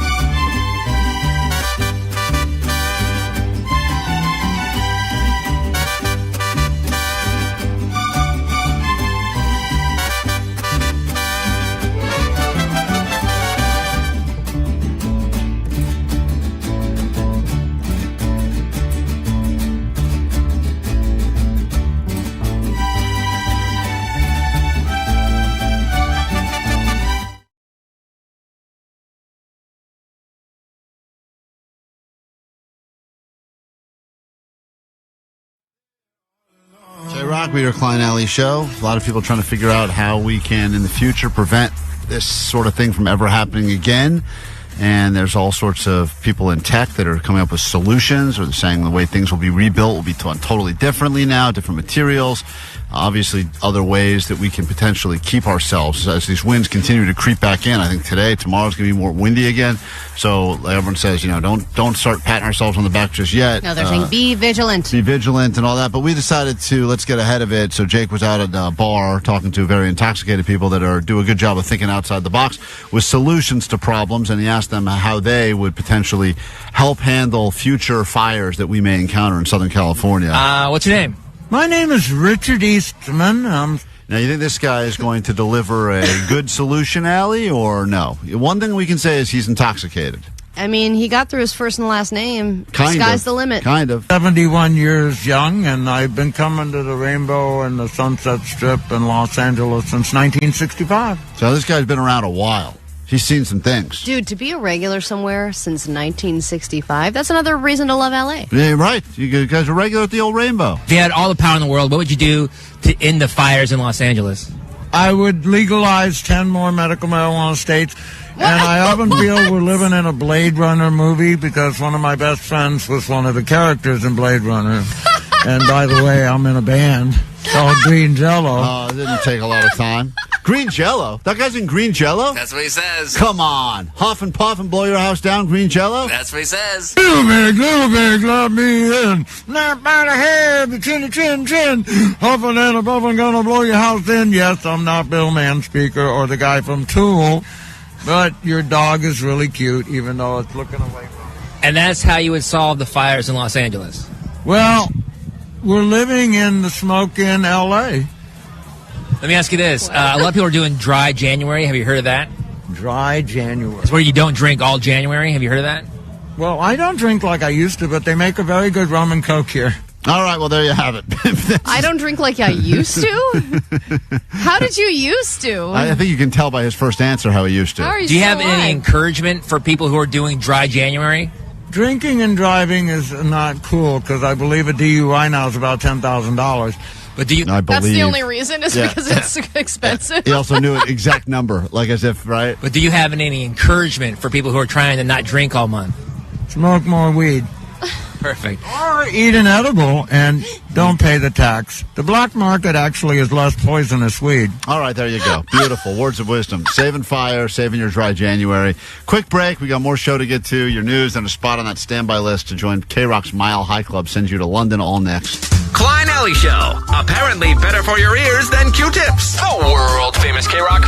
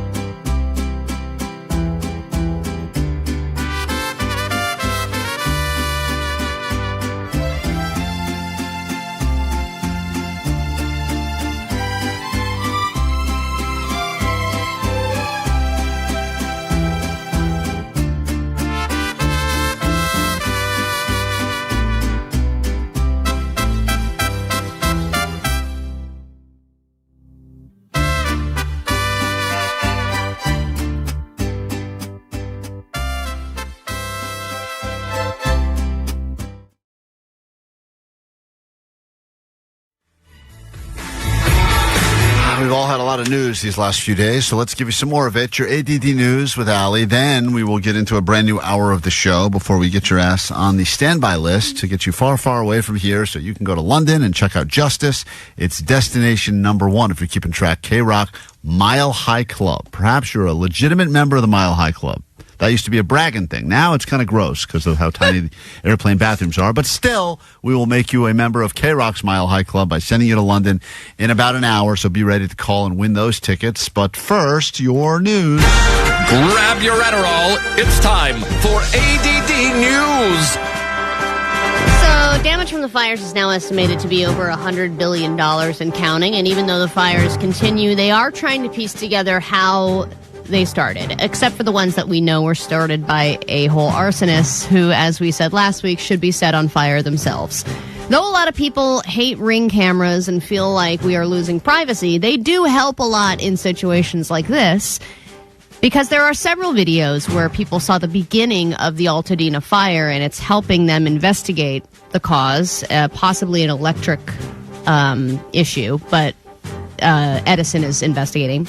This is the Ring footage that one couple shared, who the wife was outside. She saw an orange glow on the hill right behind her, right behind their house. And this is just chilling to listen to her see it for the first time and then yell at her husband. Hey, babe, I need you to come out here right now. We have a very big problem. And as somebody who's in a bickering marriage... Yes. Is that instant annoyance? Yes, because usually we have that same sort of, we have a very big problem. I need you to come out here right now. I need you to come out here right now. We have a very big problem. You're probably like, tipped over. It's God, usually, what? Yeah. Right. It's usually like a leaf that looks like a spider. That's usually what the very big problem is. Exactly, but So- this was a very big problem. Oh, no. Oh, my God. I'm going to spray the roof. Please, God. Please, God, save us. Save our house. So they have video that's just, and this is just video within like a 12-minute period. So they were some of the first people who had to evacuate. And it's like, you know, you have 4 or 5 minutes to grab stuff, and there's video Ring footage, and they're carrying stuff out in laundry baskets, packing up their car, and they were able to get out. And I think their home even made it, but you're going to see more videos like this of some of the very beginnings of the fire, so that they can kind of piece it together. I don't want to spread false information, and who knows anymore what's legitimate and what's not, because apparently they're not fact-checking anymore on Facebook. But I did see a video circulating over that claimed that they saw the beginning of the Palisades fire. And there was this speculation as to whether or not it was started by a person. And the reason that's of interest is because, I don't know if this is true or not, I'm sure it depends on your insurance coverage, but they did claim that if a fire starts as a, quote, act of God, like, you know, an unexpected wind blows power line starts fire, then you are covered. But if it is started as a man-made, be it like an arsonist, that some people's policies do not apply. Are you kidding? And I don't know, once again, if that applies, not to freak anyone out. I also don't know how legitimate, but that's what quite a few of the things I was reading about over the weekend were saying. Is that I was talking to my buddy yesterday who came over, and he lost his entire house, and he said just today is the first day they're even going to talk to the insurance company to get a sense of what they may be able to get or not get and how long that's going to take. But I mean, he hasn't even started the process of writing down. I said, did you start making a list or going through old pictures to try to figure? He's like, I don't even know where to begin. It's such an overwhelming. Yeah. Even to think about, you know, do you think about room to room? Do you think about most expensive to least expensive? Like, he goes, I And wouldn't how even many know. of your possessions, I mean, can you just rattle off like that? And when we evacuated, Katie was like, on our way out, I took a video of our house, like inside and upstairs. I was like, oh, that's a good idea. One of the things they suggest doing, right, is like, what lessons can we learn for the next one? Hopefully it doesn't happen, but will. But like, you know, start documenting your stuff. To open up every drawer and take pictures and videos, and just so you have even an idea of like what I lost. Dude, I would love for you to do that and cannot remember where they are. The pictures. Pictures, put them in a video, drawer. everything's written down, everything's Can't find gone. Another chilling video that's been circulating is this one that Ricky Lake posted of the Hollywood medium Tyler Henry seemingly predicting that her house was going to burn down. And she was one of the people who unfortunately lost their homes. And they had just finished their dream home, like building their dream home, This is you know, like a television few talk years. show host from the early 90s, Ricky Lake. Oh, yeah. Wow. So she did a session with Tyler Henry. If you don't know Tyler Henry, he's a medium, and there's a bunch of Netflix shows where he, you know, can kind of share the clairvoyant, you know, thoughts and things that he can predict, and this is one thing that he predicted. There might end up being a coincidence where not only do we lose something, and I'm trying to think how to articulate this without like it sounding concerning. If there was a loss of material objects from both fire and water, though, that's the kind of weird distinction. It's two separate things. Okay. So we're going to end up finding that there's a story where like there was a house fire or something along those lines, a fire risk. That's trippy. When did that happen? How recently was that? Like months ago, or? She said that it was, let me see the exact one, because I think it was just a few months ago, and it was... Jeez. I mean, I don't really buy into this whole psychic thing usually, but every once in a while they get something right. That comes across. That was October 15th, 2024. Whoa. And she was like, he saw the fire. But how many psychics, mediums, etc. get moments like this? Yeah. If you think about all the things that have been predicted, right? How many times does a medium get, wow, they saw this and then it immediately happened? So every year, on a huge, large scale. Every year I say the Cleveland Browns are going to win the Super Bowl, because one year I'll be right. I'll be the only guy that said it, and they'll be like, that guy has powers. And I'll forget about all the other years I was wrong. Or if you're Tyler Henry, did you not predict all of... Yeah, you just predicted Ricky Lake's house? That's it? Right. Thanks a lot, Tyler Henry. Could have used you, pal. There's 12,000 more. And then I know we talked earlier about how nobody wants your used clothing if you're thinking about donating things. I just thought this was interesting because a new study has found that the average American only has 4 good pairs of underwear in rotation at any given time. And if you think about how often you do laundry, I know you probably have more than 4 pairs of underwear, but once you get through your 4 good pair that you really like, you're like, let's just do laundry again. I got to get my 4 good pairs. I know. And I was, when my buddy came by yesterday, I put together a bag of my stuff for him, and I gave him some underwear. And he said, why you give me this underwear? It's used. I go, no, these aren't the pairs I wear regularly. Because you're right, I probably have my 4 pairs I wear on rotation, and then I've got 5 or 6 other pairs that are just sitting in the drawer. They're just at the bottom. Yeah, there. I said, you can have these ones. These are like new. Yeah, they're all gently worn, if at all. He's like, I don't want them. My South Park boxers. Still don't want them. Dude, why would you try to get rid of those? That's gross, man. Well, you're trying to give away your your used underwear? He said he's been wearing the same pair of underwear since Tuesday. I said, so here's what happened. happened. At the very least, take some of my underwear. He came over. Yeah. You made him try on a bunch of clothes that are too small for him. That's right. Offered him your used underwear. Yes. And then took his sweatshirt. He left his sweatshirt. This is your friend? I didn't. What a friend. Best friend. Best friend. Oh, man. And I bought him lunch. I think you're going to drop the best after this weekend. Well, former friends. Klein Alley Show. 106.7 KROQ FM in HD Pasadena, Los Angeles, Orange County. This is the world famous KROQ. Good morning, Los Angeles. Klein Alley Show. Let the healing begin. At least we can hope we can let the healing begin, because more wins expected, I guess. And as a result, they like saying this phrase quite a bit. We're not out of the woods just yet. They love throwing that out there. Just when you start to feel like, all right, little normalcy, and then...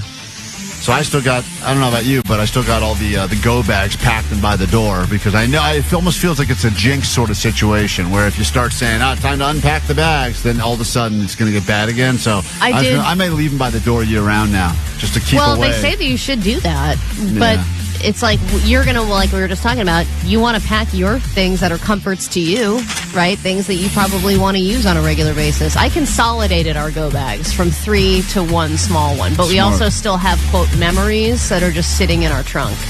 Yeah, those will stay there forever. This hour on the show, conversation. Apparently some people use this as an opportunity to reunite with exes, either because they needed a place to go, so they called the ex, or perhaps That's funny you say that. I just got a text from Tina. Oh, I was going to ask you what the status was with you and Tina. Tina is the girl that you met on the air, and it was all hot and heavy for a while, but then we haven't heard anything in a bit. We kind of thought she ghosted you. She just texted. I thought that too. She just texted me 5 minutes ago. She must need a place to go, or? No. Oh. What did she text you about? She said, I hate hearing you on the show because, how things ended. She says, I hate that you ghosted me. How did things end? How did things? I didn't know things ended. Yeah, she said that she thought I ghosted her, and I'm like, I texted you last. I didn't hear back from you. I thought you ghosted me. But now she's supposed to come over tonight. Oh, my God. Your relationships are maddening. Yeah, I mean, Jake, if we were to look through your text messages, where's the last one where's the last exchange where she thought you ghosted her and you thought she ghosted you? Like, go back to that text. It was Wednesday, December 11th, and I said, I'm getting ready to crash. Hope you're having a good day. And then I never heard back from her until 7:37 today. Hope you're having a good day. And she's like, that's it. It's code. He's breaking up with me. Wait, it's been that long since you've had any communication with her at all? Uh-huh. Yeah, but there had to have been something before that we're missing. Did she not see that text you sent her? She said she had deleted our text. She didn't have our text anymore, but that's the last text. Whoa, she deleted your text? So she did the whole, forget about you. Or, her phone reset or whatever. I don't know if she deleted it, but she said she didn't have it. There's an example right there of tragedy bringing together some exes. Did it happen to you in any way, shape, or form? We'll get to that coming up later this hour. Plus, we got people that were at bars drinking their troubles away. Get a new round of closing time. Jake connected with the people that were leaving the bars to figure out what they were doing next, and could he get invited or invite himself to their after parties? That's all coming up this hour right here on KROQ.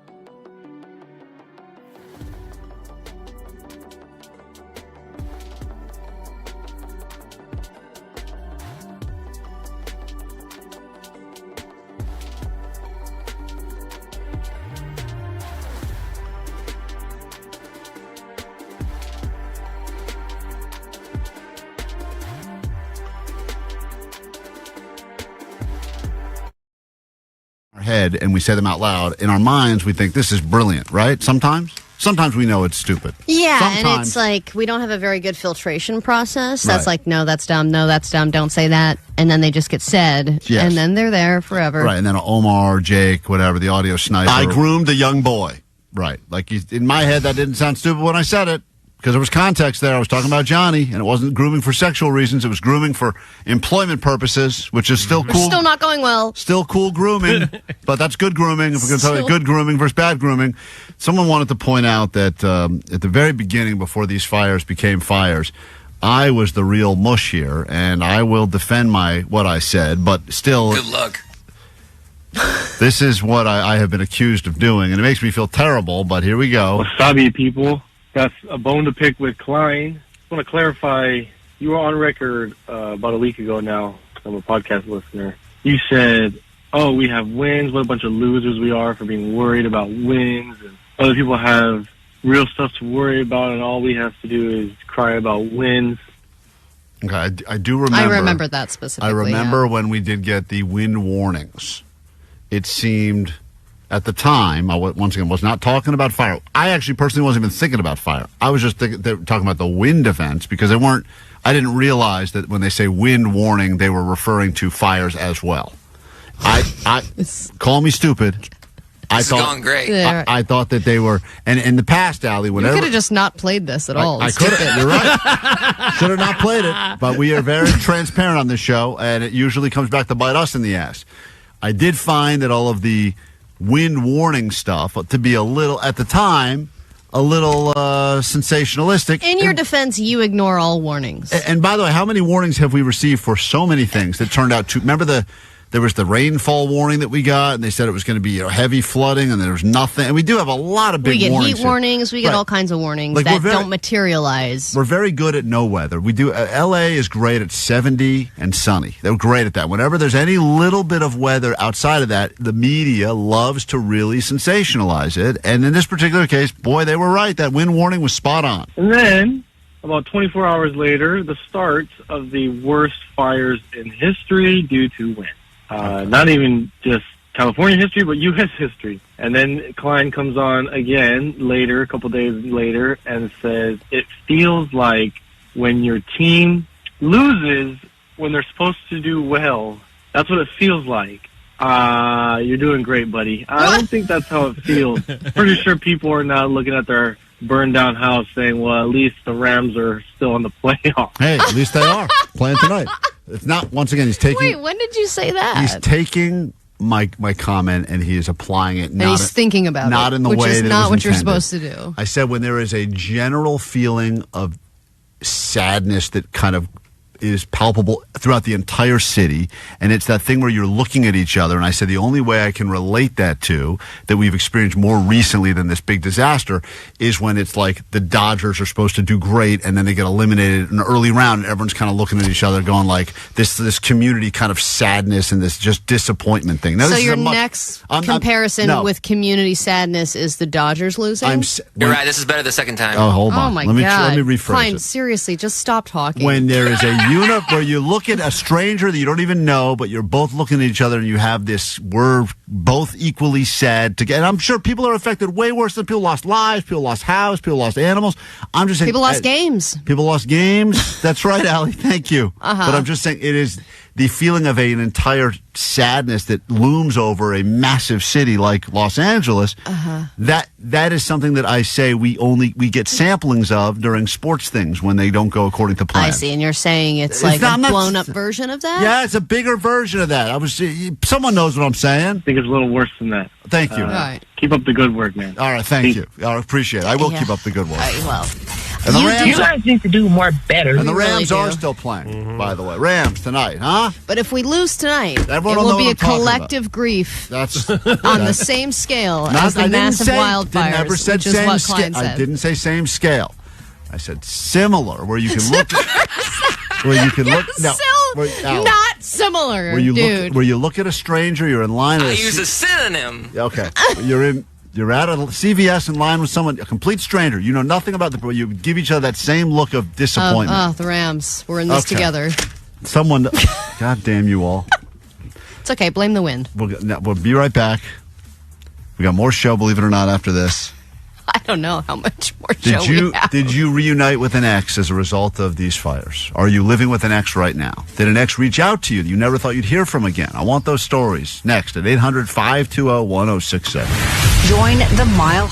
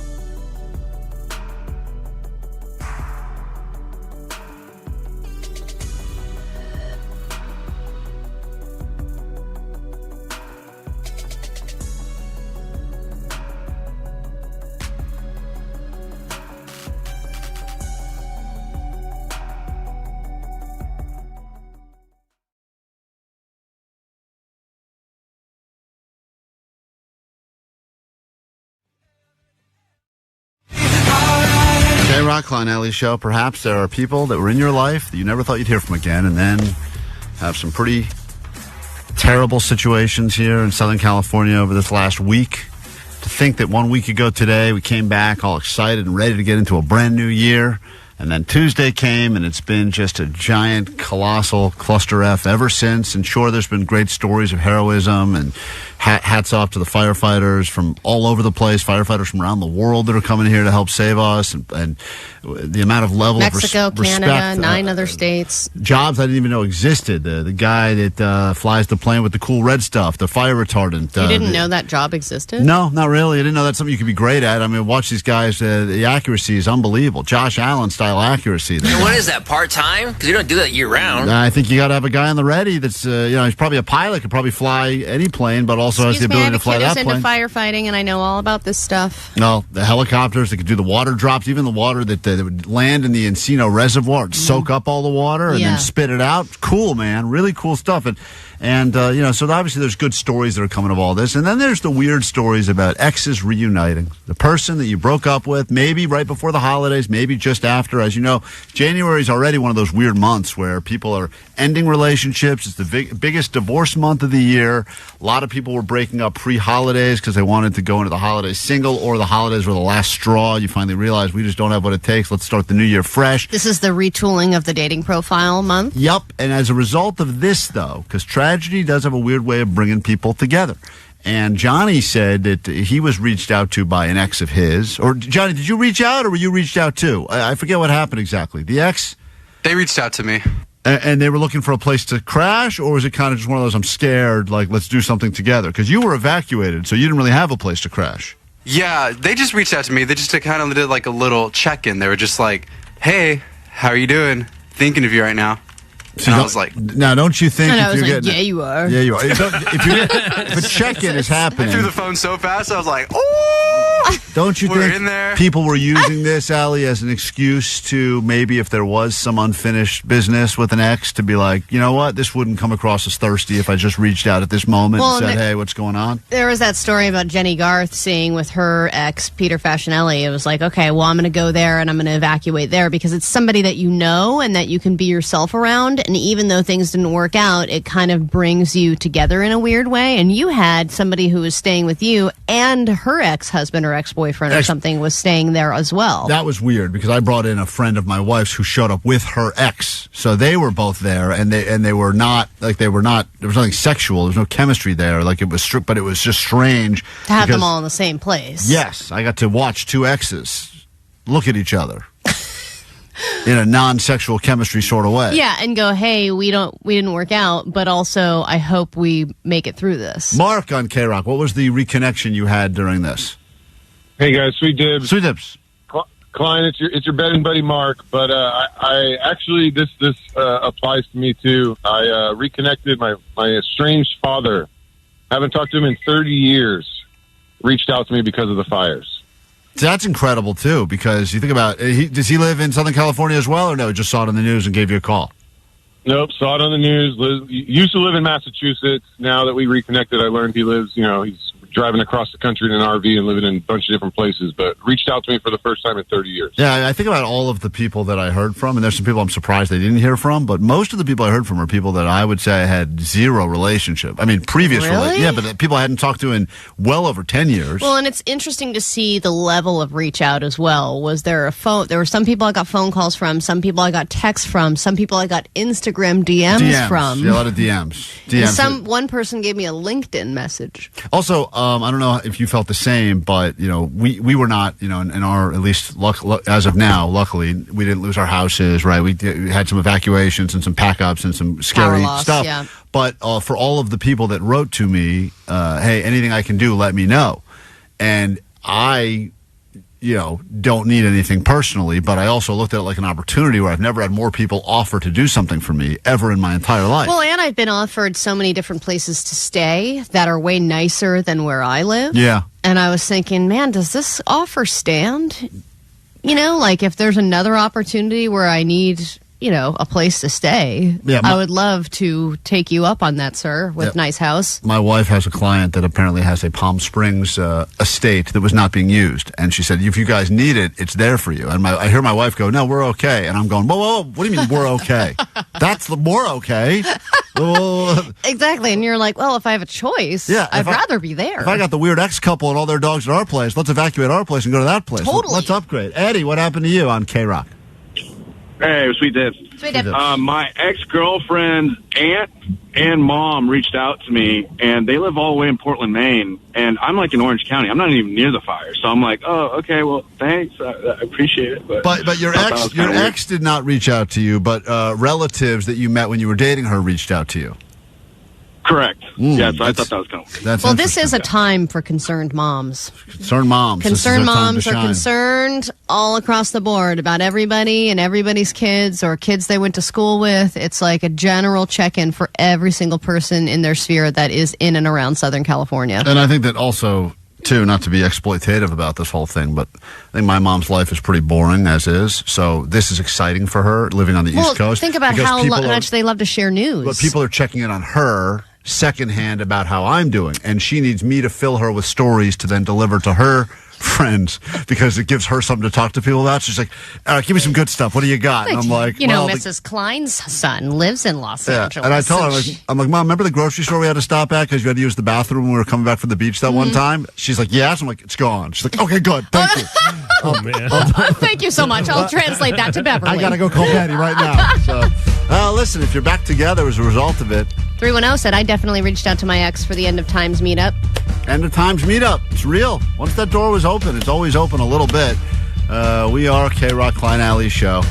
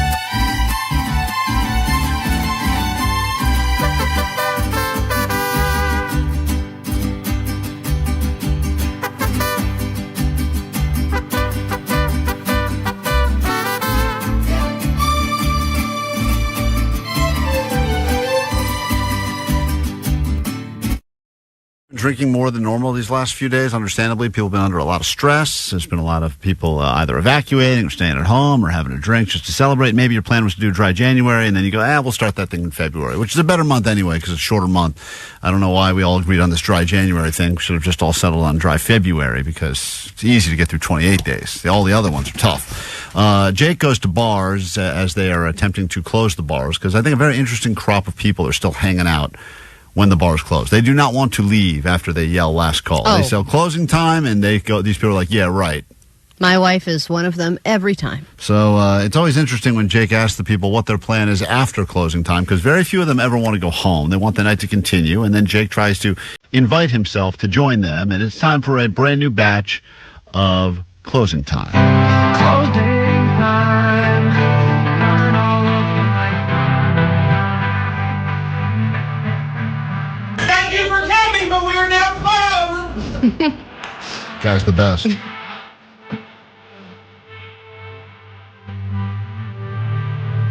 Hey, we're dancing to go home now.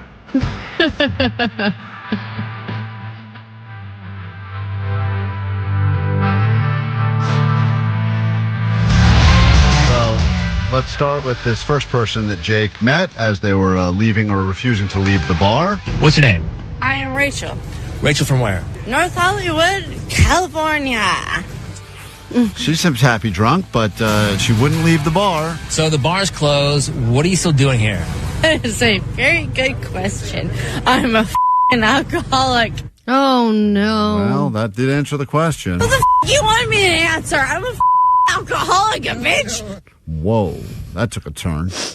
She was like so pleasant. We're talking about North Hollywood, California. That woman just lost her visitation rights. And then Jake got she felt very challenged by Jake's question. What the f*** you want me to say? That's fine. These are the people that go to the bar to escape Yeah. all the people that they have let down over their, All right. What are your plans for after this? Just go home and sleep the up. Go home and sleep. Pretend like my depression never actually manifested itself. Oh, man. Jake- I think this is one of the most drunk people we've had. She can't even talk. No. And she seems almost so drunk that I bet you when Jake tries to include himself in her plan, she'll probably say, sure, why not? That's what I hope that happens. Is it cool if we come with you? Sure, come on. Cuddle with me at night. Oh. And we'll just, we'll just cuddle up next to each other and pretend that we have no issues whatsoever, as long as I can pet your dog. That does not seem like it's going to backfire in any way. Of course not. It's No. the first time that Jake ever got the official come ahead with us. Usually people come up with reasons why he can't join them for their plans. But this time with the dog, Jake's using his dog as like... She's got her drunk nerd goggles on, and Jake's hot. This is a very different level of drunk you're about to hear now as another person Jake approached. All right. What's your name? Kitty Pie. Oh, sorry. Andreas. Sorry? Andrea. Andrea? Andrea. Andrea from where? Burbank. It's last call. How did we get through What are you this? still doing at the bar? I don't know. How did she get the first thing wrong? She got everything. It What's your was, name? what's your name? Cutie Pie. No, that's not right. It's Drea. No, it's Andrea. Sorry. It's last call. What are you still doing at the bar? It's a good question. Hoping for my last song. Oh, Lord. She put money in the jukebox She's like waiting. 4 hours ago. She's waiting. Where's my song? Chumbawamba's going to start soon enough. I Gotta paid start. for it, damn it. Are you going to sing a song? Is it a karaoke song? Yes. Oh. What song is it? Ooh, that's a good question. Oh, boy. Oh, man. So it's tough when that is your night and you're waiting to be called up. And they did probably call her a few times and she was too drunk to hear her name. And And she's outside. She's like going like, they never called me. The night doesn't end And they're until like, I we do. called you 3 Yeah, times. And I love how Jake in this scenario is like the hardball interviewer. Yeah. And what was your song? Oh, you got me. Got your It's question. Valerie by Amy Winehouse. Oh, my What are your God. I plans bet that was after going to be so bad.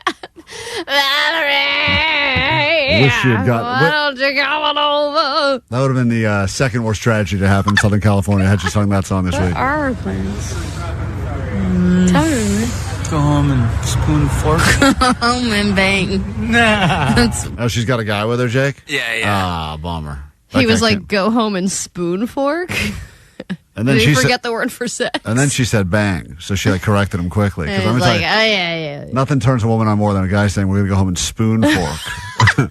Bad. Go home and sex. Go home and sex. Oh, that's so cute. It's a great plan. Oh, that's really nice. Did you try to invite yourself to that, Jake? I felt uncomfortable doing that. Oh, really? come on! That's the idea. You're supposed to always invite yourself. That's the whole idea about between closing time. They're not going to remember anyway. Yeah. What's the biggest mistake you ever made? Biggest mistake I ever made. Ooh, that's a Good question. difficult question. Biggest mistake I ever made. I feel put on the spotlight. Biggest mistake I ever made. I think biggest mistake I ever made was. Keep repeating. Maybe you'll get there. This is a hard question. Biggest mistake I ever made. It's a hard question. This is a hard question. Biggest mistake I ever made. Biggest mistake I ever made was not, I guess, taking manager position when I should have. Oh, my. That's where she ended? I thought of so many more answers for her. I do too. And I don't even know her. I know. I could have done it. And What was that? Was there a gunshot? Someone's lighting off fireworks. What? Seems like an inappropriate time for that. This is a week before. This is the weekend before the fires. Oh, thank God. God. I could have done it, and I should have, and I didn't do it. What is Jake, I don't like this bar you go to anymore. I think we should go to a different bar. the best advice you can give? Ooh, best advice I can Oh my give. God, how many times is she Live gonna your say that? life the way you want to live it. Oh, great. Stop listening to the way that people tell you to live, and live it the way you want to live. Beautiful. Yeah, There you awesome. go. Well, he did put her on the spotlight, as she All right. said. Closing time with Jake the Nerd. If you're at a bar, when they turn the lights on, be aware you could be approached by a man, his dog, and a microphone. That And he was wants to closing hang time. out with you. And he wants to hang with you.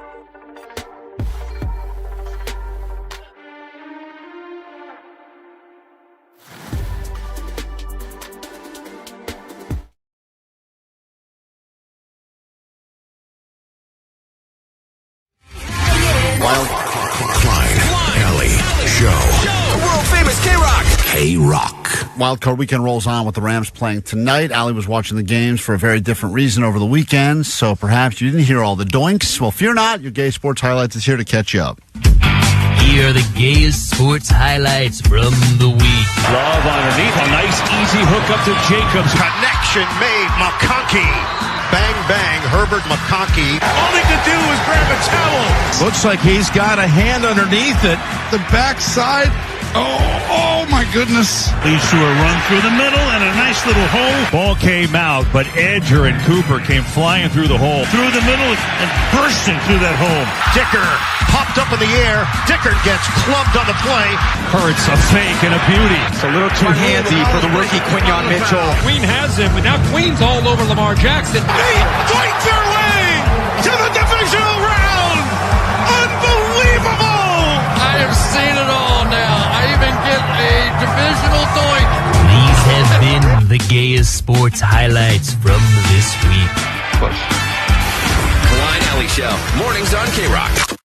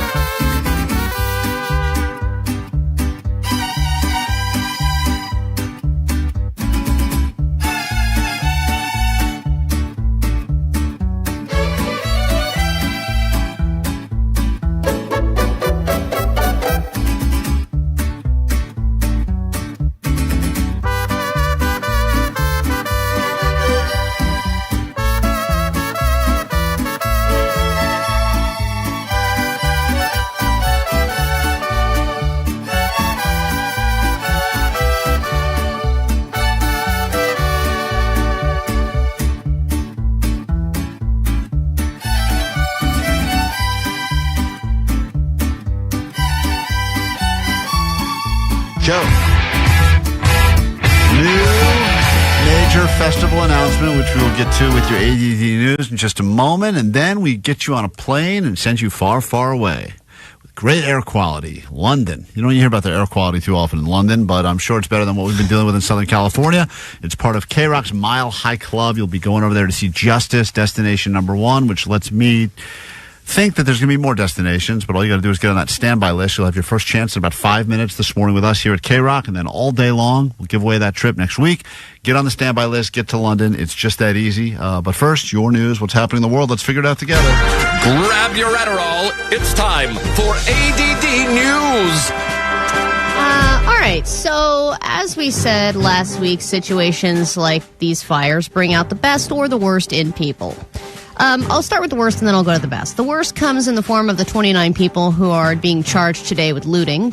Some of the guys were dressed up as firefighters there to steal people's stuff. And just so you know, when the real firefighters are there, they're the ones that are helping you look for your wedding ring in the rubble. So they're not the ones actually stealing your crap. And F you to TikTok, who told their employees if they are affected by the fires, use your sick days. Which is kind of messed up in my opinion. And then, of course, you have all the people who are trying to scam, put out fake donation sites. Some people are calling as FEMA, even though they're not actually FEMA. Places that are putting up fake places for rent or fake houses to buy. Or all the gougers, all the people that are just gouging anyway. Real places to rent where all of a sudden the price was $1,500 a month 2 weeks ago, and now they're trying to get $3,000 a month because people are desperate. Unbelievable. I know. So who are the big players who are donating? Who are the people who are showing up? We know that Jamie Lee Curtis already pledged $1 million even though her home burned down. Paris Hilton donated $100,000 even though her home burned down. And she's also doing another $100,000 match to anyone who donates. Beyonce donated $2.5 million. Pachanga Tribe donated $500,000. Nice. Ava Longoria, $50,000. And the Kardashians donated, I think, some of those Skims underwear. Nice. Good stuff. Then you don't there's... want to look fat when you're going through a tragedy. You know, you got to get sucked you gotta up nice. Skims. Right. So you've also got people who are donating their time. Harry and Meghan, they were out volunteering in Pasadena, handing out supplies over the weekend. And then there are people who are donating things that I guess we need. Elon Musk donated some Cybertrucks. Oh, cool. To the fire department, or who got those? He said they donated them to people who are without power because those things have charge up. Yeah, you Smart. can charge up and you can get Wi-Fi. And then there are some that have not necessarily donated yet. I'm looking at you, Bezos. One of the most rich people in the world has not donated, but he did cancel today's rocket launch. Generous. Even though he didn't cancel it because of the fires, but he did cancel it. Probably the winds. So, regardless, that's a guy. There's very few people on the planet that could write one check and we could all be made whole again. Dude. That guy could do that. I need some of the big, like 1% of the 1%. Yeah. They need to make some big announcements and write some checks. Meow. Then you had Whitney Cummings, who went arsonist hunting with her boyfriend, equipped with wooden swords. They were ready to fight all these arsonists that were supposedly out there lighting fires with blowtorches. Like worst thing to use. I know. I was like, why weapon. did you go with a wooden sword? Worst weapon ever. But still, I appreciate that it was out there doing some vigilante justice, which is nice. All right. So we talked earlier about how tech can hopefully prevent things like this from happening in the future. And though we're a ways away from that, I thought I'd share some of the newer things that were announced at CES 2025. And this is where everyone shares all the latest and greatest prototypes and unconventional tech products that may or may not hit the stores. Things like the security robot that will shoot paintball projectiles at any intruders if they come up to your house. Cool. They also can have a pepper spray option, and this thing is called Paint Cam, and it's like a little robot thing that just would sit outside your house, and if somebody tries to rob or loot your house, it'll shoot you with paintballs and pepper spray. Unfortunately, a lot of Amazon delivery guys are going to take the first shrapnel accidentally while they figure out the kinks, but eventually, once it gets up and running, covered in all these different colors. It's going to be terrible. But in the meantime, I think it's a good future, a bright future. I mean, it should be able to facially recognize somebody. You know, maybe they could put in, here's the identity of the Amazon driver. Yeah, but then, but as we just learned, it's so easy to get an Amazon costume and then you're in. Now, another thing that they think is going to be a big thing is checking your hormones instead of your heart rate. Everyone wants to be checking everything, your blood pressure, your heart rate, your breath. Now there's a new thing called the Hormometer, which is a horrible name. Yeah, I think I've been to that club. And it's supposed to check your hormones. So you would be able to swab your saliva, and you have your phone camera would measure your stress, your reproductive hormones, your progesterone, and just for $8 a month, you could regulate all that stuff. Then there's also the gaming chair that can have a air conditioner or a heater built into it. Great. And then they have a transparent television. Yeah, I love that. And then there's also, there was one other thing I want. Oh, the robot vacuum with legs, finally. Nice. Which I was Nice like, legs. dude, why did it take that long to make like a spider robot vacuum? Right, because the Roomba one just wheels around and it rolls over some cat crap or dog crap. It's going to drag it around your house. Or like it can't go upstairs yet. Why have we not allowed it? How come we not figured that out yet? Also, if you have a robot with legs, you can catcall it, which is nice. You got legs for days, Nice robot. nice leg, bot. And then, Yeah, you got to really let her feel it. in other positive news, music lineup for a major festival has been announced. Bottle Rock. If you've ever been up in Napa Valley, it is always a good time. They have announced their lineup: Green Day, Justin Timberlake. Justin Timberlake's going to be in Napa, everyone. Oh, Watch boy. out on the roadways. Keep the wineries closed. I'm sort of paying him in wine. Benson Boone, Cage the Elephant, Ice Cube, Sublime, Remy Wolf, who I like a lot, and then you've got Baby, who is on the Almost Acoustic lineup. Yeah. So it'll be nice that they're on another festival. Public Enemy and many others. We'll put the lineup up on our Klein Alley Show Instagram if it's not up already. Yeah, it's a good lineup. You missed some of the big ones. Four Non-Blondes. I always like a band I haven't thought about in a couple of years, but I'm like, I like that song. And I think Diggable Planets I saw in there as well. I don't know who they are, it's but good. I like some throwback acts. Klein's excited. Congratulations. Dope Lemon, too. All right, Jake. And Karangbin. Great. Anyway, it's a good lineup. Bless you. It's up on our Instagram. You can check it out there. Good bands. Love a good festival announcement. Distract us away from everything else. Hey, if you like music, live music, how about live music internationally? Caller 20. Right now is your chance to be a winner as we get your name on the standby boarding list here at KROQ 800-520-1067. Let's start your week with some good news. You could use it. Send you to London. It's KROQ's Mile High Club. We'll do it next.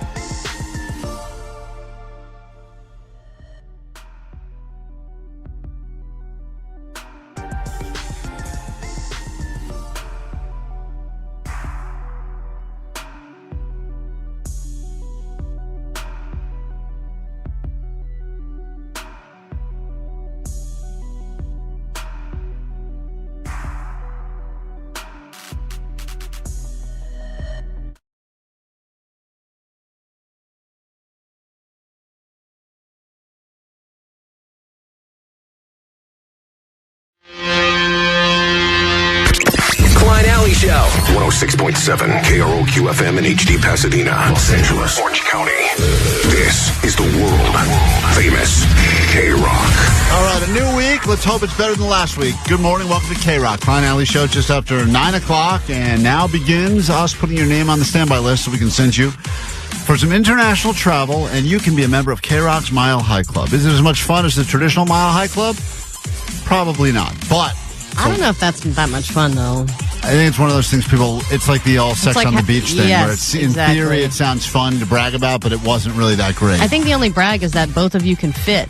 It's basically more of like a weight flex than anything else. Yeah, We're in I the can Mile fit High two Club. people in this bathroom. Anyway, we'll get into that as we pick up caller 20 in a moment. Give you the good news that you are a step closer to hopping that plane and heading to London to see Justice, destination number 1, K-Rock World Tour. 310 said, I wanted to point out, you mentioned all the crappy people who have been looting and doing horrible things during the fires.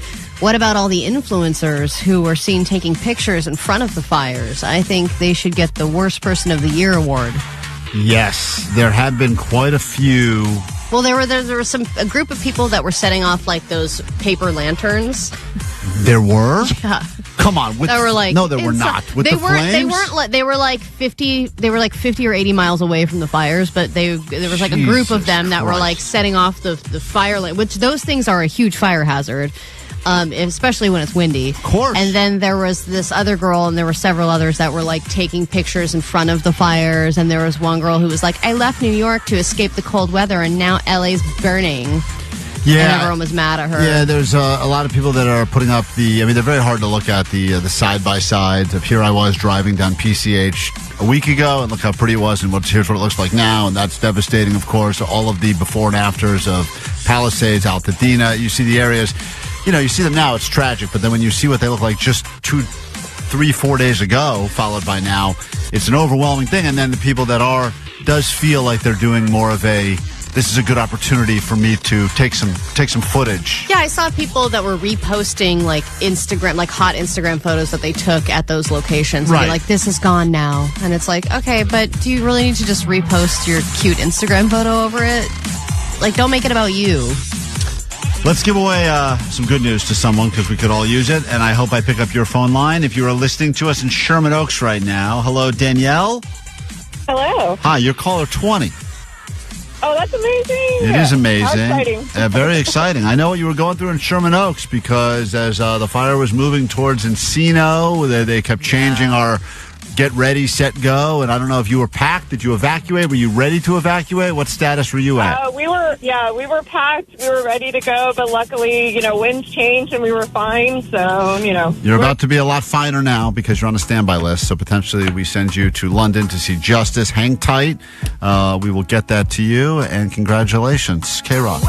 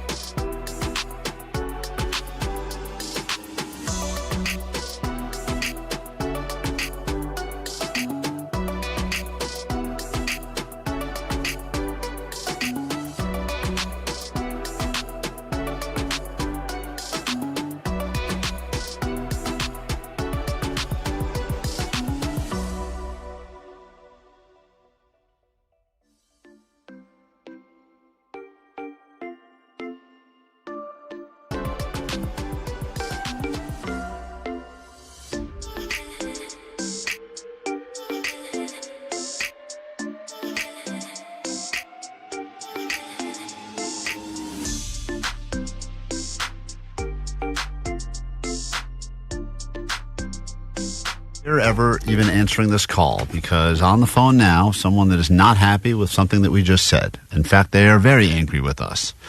Vanessa has suggested we do not take this live on the air because apparently there's profanities. Go ahead. You're on KROQ. Good morning. Hey. Yes, hello. You're on KROQ. Hey, I just heard you guys, kind of really trash talking some of the influencers and how they're reacting to these devastating fires, and I just thought I'd kind of weigh in. That's okay. We don't need you to, but thanks for calling. Yeah, bye.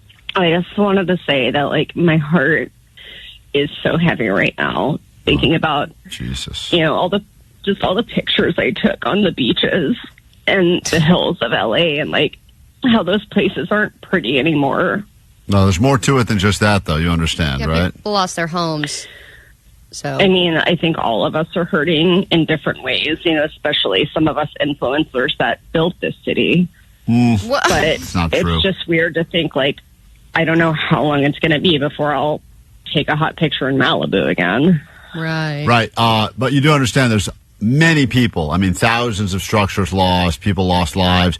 You taking a pretty picture outside of Nobu, Malibu is very low on the list of things. Right. Look, I know because I went there and took pictures in front of all of those places, of the fires and stuff. And you don't even realize how many fires that I had to pose in front of. You didn't have to do This is that. exactly what they're saying. Just please stop doing that. Do not turn this tragedy into a tourist attraction. There's no reason for you to be going and taking pictures, posing in outfits in front of wreckage. Sometimes I'm not wearing outfits. Well, also wrong. Less wrong, but wrong. Not helpful. Well, I think it gets the point across more the less you're wearing. What? It doesn't... Were you personally affected by this in any actual way? So I actually moved to Texas. Oh, my God. Oh, my God. Jesus Christ. But if I had still been there, this would have really affected me directly. And just before you actually start crapping on me, I am giving back. You don't even live in L.A. anymore, and these fires affected you because you used to take hot pictures by the beach, and now what are you doing to give back? So I'm glad you asked, because I am donating 3 cases of Celsius water. Okay. All right. This really beautiful, incredible micro brow pencil that I got donated from NYX. So I have some of those in medium brown. Awesome. And then I have some limited edition red laser masks that I'm donating, and socks. Thank you. I don't think anyone needs any of that stuff, but thank you. I'm also offering $5 off all of my OnlyFans services. Okay, super. Well, that's useful, I To think. anyone who might be hurting. Right. That's today only. There she is, everyone's least favorite influencer. Thanks for calling the show. Okay. Thanks for moving. More importantly, thank you for moving to Texas. Thank you. I have guns if you need them. Okay. You have guns? Bye. Bye. Bye. Jesus. Is that because the air quality? I was going to say it's like the air quality here, but you're not even not here. even That's here. just in Texas. Ugh. Bye. Okay, there she is. It's not going to stop. She is a real life influencer, doing the Lord's work with that vocal fry. Okay, let her. Oh my God! Don't worry, they're hungover too. Klein Alley Show. We won't tell if you don't. The world famous KROQ, KROQ. Join the mile.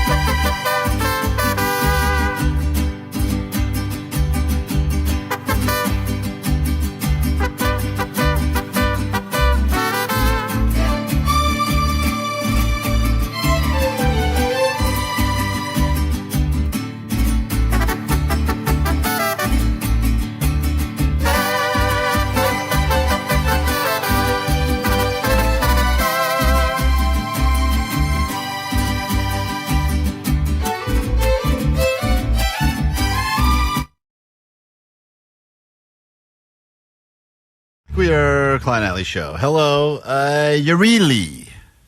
Ureli, yes. Hi. Hi. You're really calling us. You're on K-Rock. really. Yes, what can we do for you? Are you really? Ureli, yes. Hi. Yes, hi. I'm calling I wanted to speak regarding the wildfires. I'm actually in Orange County. Mm-hmm. We're in the red zone right now, so we're pretty much preparing, We have all our things packed, ready to go if that were to happen. But I wanted to call regarding to your last caller who was, I guess, an influencer. I just wanted to say, was that even a real person? Oh, the influencer? Oh, yeah, unfortunately she is. Yeah. I don't know how she keeps calling us. I don't know why she even still listens. Yeah. But I think she just tunes in and hears pieces of our conversations every once in a while.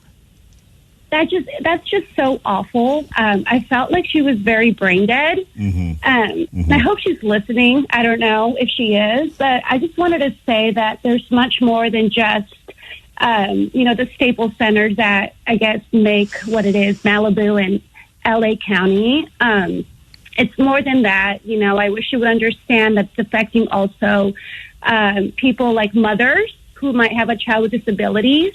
Right. And their child might be dysregulated, and it's well, they'll so get the discount on her OnlyFans as well, probably, because she did say everyone could get it. $5 off, I believe, off, today yeah. only. But I agree. You don't have to tell us that. We're with you. I don't like that influence. And of the people calls. like her, I don't think really hear the things that you're saying anyway. Yeah, it's just so heartbreaking. I know. Good luck and stay safe. Don't take those red warnings seriously, because those winds are powerful. And as we learned the hard way, only Klein takes them seriously. Now I do. I didn't, but boy, now I do. I learned. In fact, someone pointed out on the text line, their takeaway is that if you're Klein's best friend of over 20 years, he'll give you his used underwear. And I want you to know that we all, in our own way, have attempted to be good people. We are, I believe, at our core. We may not come across that way on the radio based on the stories we tell or based on the audio that Omar plays, come across like we are good people. But when there are situations, and this is not a whole pat on our back, look at us. We've all tried to do the right thing now, because I think that when something happens and it affects an entire community, you can do nothing, or you can try to step up and help in any way you can. And sometimes that's little things like connecting people with other people, or sometimes it's offering up your house for someone to stay at. And then there's the thing most of us did where they go, great opportunity to get rid of all the clothes I don't wear anymore, put them in a giant garbage bag and bring them to the first place I can bring them to. And that was your approach? That was I did a few of the things I just mentioned, but one of the things we did was, at the beginning, when you couldn't give the used underwear to your friend, you put them in a garbage bag? A lot of people at the beginning said neat clothes, blankets, all that was needed. So we packed up a bunch of bags of stuff and brought it over. Where'd you bring it? Well, first tried to bring it to a school. As soon as we got there, they said the school is done taking donations for the day. Come back tomorrow at 10 a.m. Then we came back the next day at 10 a.m. and they said they're not taking clothes anymore. They need toiletries now. And I said yesterday I thought that they didn't need any more toiletries. They had plenty. And I'm arguing with the person taking the stuff. And I realized, okay, that's fine. This is not who I am. I will go back and get toiletries now. And I did bring a case of Gatorade and water. But then they said, please stop bringing stuff directly to the firehouses. They've got too much stuff getting brought to them. Yeah, and I live right down the street from a fire station. I saw people pulling over and dropping off stuff. And I was like, if this is not for the firefighters, like, hey, here's a gift card, here's a meal, it's probably a lot for them to also have to sort through donations right now. Also, and I kind of figured that we're all bad at donating, even though I also fear our heart's in the right place. I fear that our biggest next problem is going to be firefighter diabetes based on how much food we've been giving them in the last 48 to 72 hours. And I think we should get ahead of that one now. Their blood sugar K-Rock, let's get a concert together now for 3 months from now, because a bunch of Ozempic for the firefighters. Yeah, firefighter obesity is going to be at an all-time high. The amount of food drop-off. And it's all like heavy, like pasta. Yeah. Everyone, and by the way, everyone's just trying to do the thing that we can do, which is a beautiful thing. I got a pizza place. Let me drop off 5,000 pizzas at the firehouse. I got a guy that does barbecue. He's like, I'm bringing brisket by brisket to every firehouse in L.A. And when you have a heavy meal, you don't want to do anything after that. But it is nice that people are doing that, and it's been hard to keep up with what everyone needs and where they need it and what to do because we're trying to do the right thing, but sometimes you're more annoying than you are helpful. Well, and you're being flooded with a million different ways to donate. By the way, we have a bunch of different ways to donate on the LA Helping LA spread that we're doing on our KROQ Instagram if you want some information. All you need to do is make a very long social media post. Yeah, exactly, with resources that are very overwhelming. But what I chose to go the animal route. You know, we talked to that really, really nice gay guy from the Pasadena Humane Society last week. We don't know if he was a gay guy. He was. Allie, he didn't identify as a gay guy. Well. Why are you saying that? He is. What? You can tell. He was just working at the Pasadena. A very, very nice gay man who works at He the... sounded like a normal guy. Well. What are you saying, Jake? Gay people aren't normal? Thanks He a sounded lot. like a normal dude. Thanks a lot, Jake. We are I'm trying to help you. derailing. What, Vanessa? We are derailing. I know that's the right word. Anyway, I decided to make a donation to the Pasadena Humane Society, and I filled out the form that was like, okay, you know, what do you want to remain anonymous, or do you want to dedicate this donation to somebody? And I was like, you know what? Because I lost my cat last week, I would like to dedicate this donation to Zoe, who passed on. And I'm sure she would appreciate that I'm helping other animals that make other people happy. But the donation page was kind of confusing because it was like the honoree's name and the way it worded itself. I like filled it all out, and then I hit submit, and then I was like, cool, I did a good thing. And then I got an email confirming that a donation by Allie Johnson has been made in memory of Allie Johnson. So I made a donation in memory of myself. That's some foreshadowing, huh? And it is not anonymous, so everybody can see that you donated. I'm an idiot who has donated in memory of my own Well, I'm self. sure your dead cat will appreciate the effort. Yeah, and then I went to our local animal shelter that has, you know, and they just had piles and piles of dog beds and dog bowls, and they just seemed so overwhelmed by the stuff that was there. Which is great. It's a good problem to have that people want to care, people want to help out, but also people want to help out usually in the way that is the most convenient for them to help out. What did you do, Vanessa, to help out? I did exactly that. Well, I went to Costco first to buy some toiletries.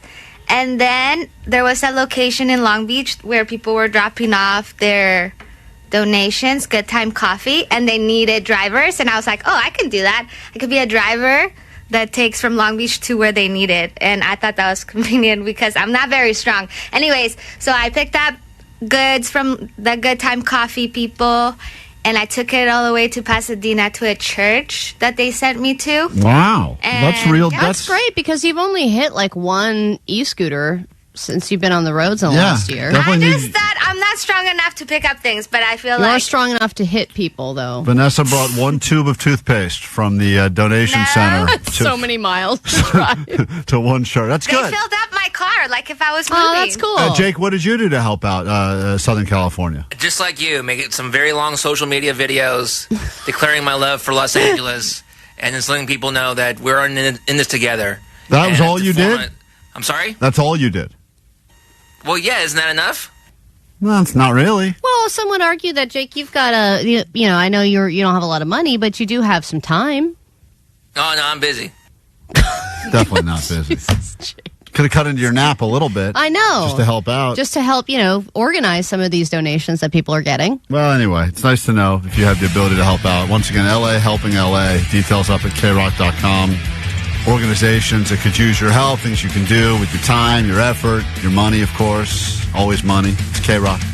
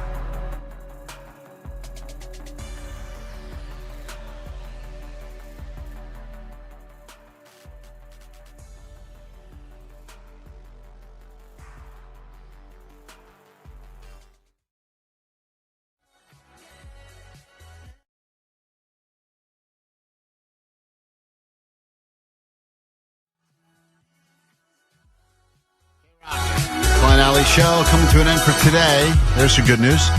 Do some takeaways, and we'll get out of here. 800-520-1067 if you got takeaways from today's show. Of course, you can always download the podcast. Check us out on the Instagram, Klein Alley Show. Visually stimulating you on YouTube as well, at Klein Alley Show. I feel bad leaving people on hold that have been waiting. Gilbert, 626, you're on KROQ. Good morning.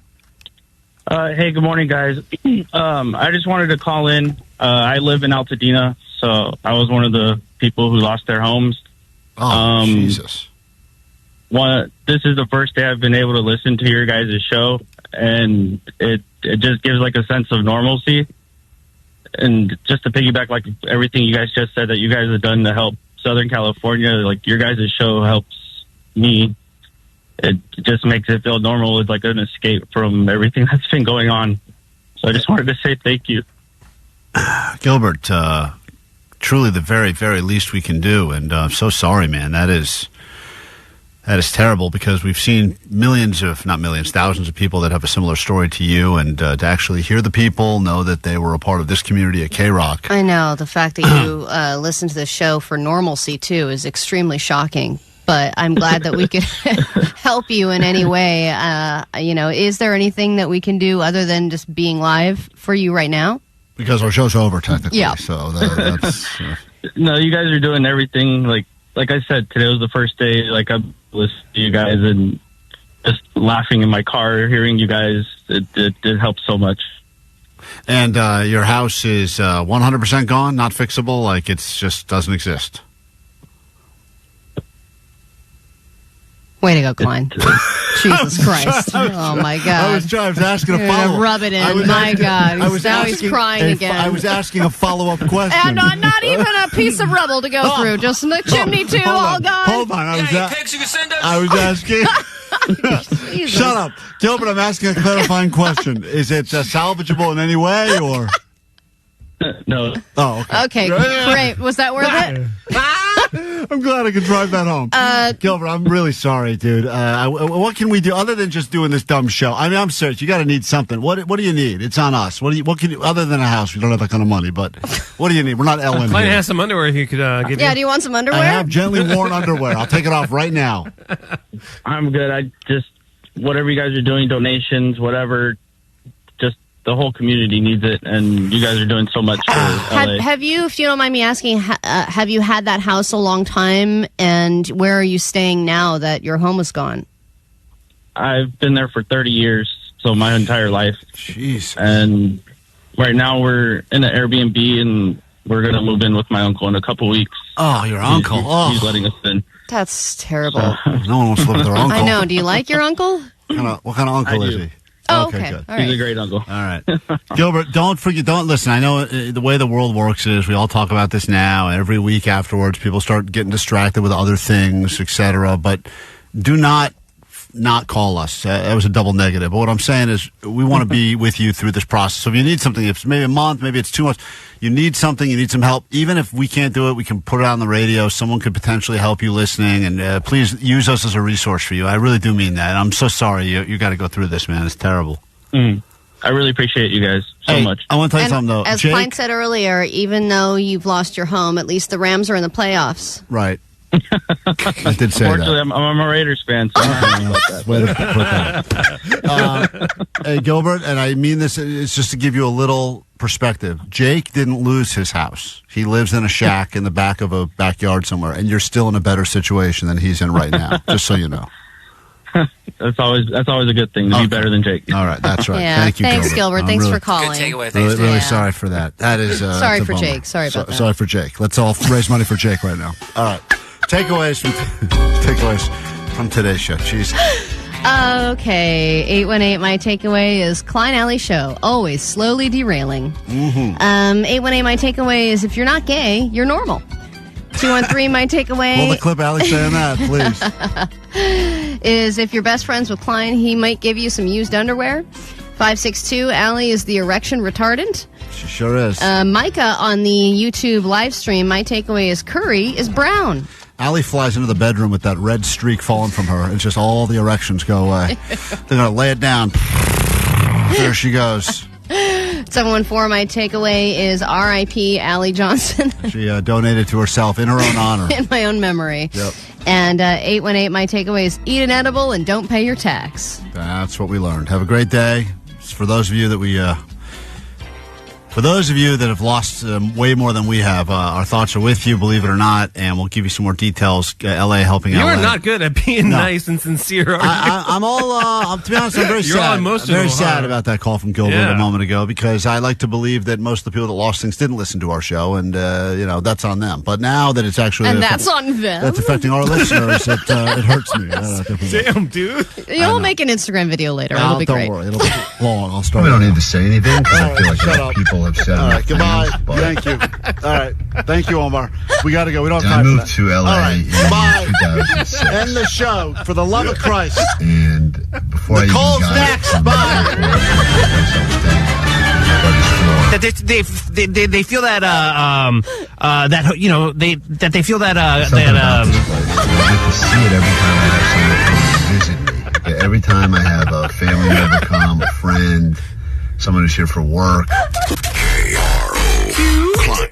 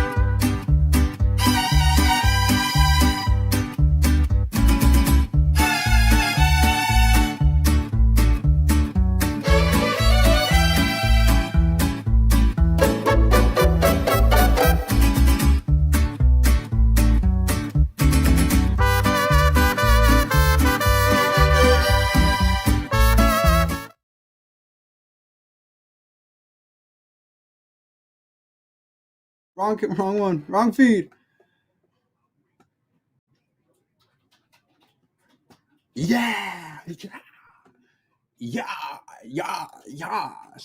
Net Bangers, what's good, baby? Checking on in. Happy Monday morning, January 13th, 2025. What's good? How are you guys? Bang, boom, bang. Bang, gang. Yeah, wrong feed. It's okay. We're learning here. We're also learning. Going through our thing. Y'all showing Justin 2.0 some love. Taking care of him, the newest member of the team. Working behind the scenes, holding it down on the YouTube stuff. Thank you, Justin. Appreciate you for that. Bang gang. Hey, green hearts in the chat if you guys are doing well this morning. If you're doing average. If you're doing whatever. You need to have some curry. Yeah, I do got to try some curry, actually. We mentioned today on the show the best things about Los Angeles that you love. I mentioned the food. I really love how LA is a cultural melting pot of so many cultures. It's very diverse. No other city, I don't think anywhere on the West Coast can you get Indians, blacks, Mexicans, Asians, food, all in one kind of city in one circumference. Literally, like this weekend, I was just driving through Pomona, and I was just like, what do I want? Mexican food? And I was like, well, I could also get good Chinese food. And then what about that Korean barbecue? Food is just everywhere, and it's insane, and it's just like good. It's not trash. Some cities, like in like other parts of like the country, they're only as diverse as like Taco Bell and Panda Express. Think about that. Can you imagine going to like Kenosha, Wisconsin, and you're like, yo, I'm finna get some good Chinese food. Where am I gonna go? And all they've got to offer you is Panda Express? Bro, what the hell is that about? What have you got to say about that, Colombian? Can I sit on this side? Huh? Go, What? move to that side. Hello, I gotta say I love all the diversity, all the food. That's what I gotta say. I like it. The fuck is Especially that? we were talking We're about talking about food. We're talking about food. Can you vouch for Colombian food and what's? There's not that many Colombian restaurants over here, but it's pretty good. Because it's the same as kind of like Mexican food, kind of, right? No, it's just not beans. The same. You guys it just is have not beans? the same. We do have beans, but they're different. You guys have tortillas? We don't have tortillas. We have arepas. Anyway, guys, what did you do this weekend? I don't care about what the Net Bangers did this weekend. You donate? I'm gonna tell them about what we did. It. Vanessa said that she was out there donating. Yes, Vanessa might be tiny and miniature in statue, but she was devoting her vehicle and her time. Yeah, I had not to go traveling. So I had a lot of free time. I said, "This sounds bad." What I was about to. I showered. No, I said it. Smell me. I smell good. Yes, I didn't. You want to see my deodorant? I have deodorant in this desk right here. I work with Why a child because you have. You know, here, sit back, sit all the way back in your chair. Ass all the way to the back. Ready? What is happening? Ready? Nick, hi, Nick. Wait, shout out. Nick is here. All the good stuff. Come What here. are you The doing to vibes her? are good. I can't have a phone call. Oh, she's got a pretty important phone call with a record company.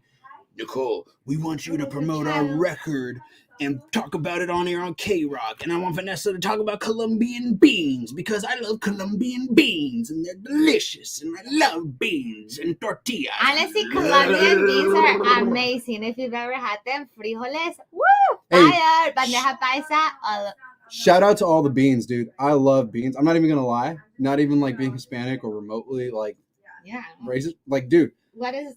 I Beans love are amazing. beans. Colombian beans are the best. I want to try some. I've You never should. tried some. I've They're tried so good. black I was beans. so confused the first time I tried Mexican beans because I was like, I didn't know that they were different.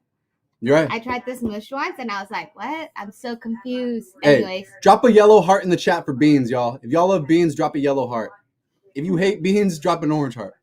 Anyways, want to talk about can we talk about the Justice League? No, let's not talk about that. That's okay. Hope you guys are all doing well. I know everything's kind of like the situation with the fires is a little ameliorated. It's getting a little bit better, whatever. whatever. But we're still. Can you no this way? I'm trying to. We want to see you. There you go. We're still thinking about you guys, and we're still hearts are really heavy with the fires and situations and everybody displaced. It came to my attention that there was a post over the weekend that went up that said that landlords are price gouging people's Honestly, that's and messed rentals. up. So basically, what they're doing, not a mansplaining or anything, but basically like landlords that own property that are renting it out. They're changing the prices from like maybe like $2,000 to like $4,000 now, maybe $5,000 for like a 1-bedroom, 2-bedroom, something like that. Micah, wait, hold on, no, wait, smart, no, and no, he okay. corrects my emails.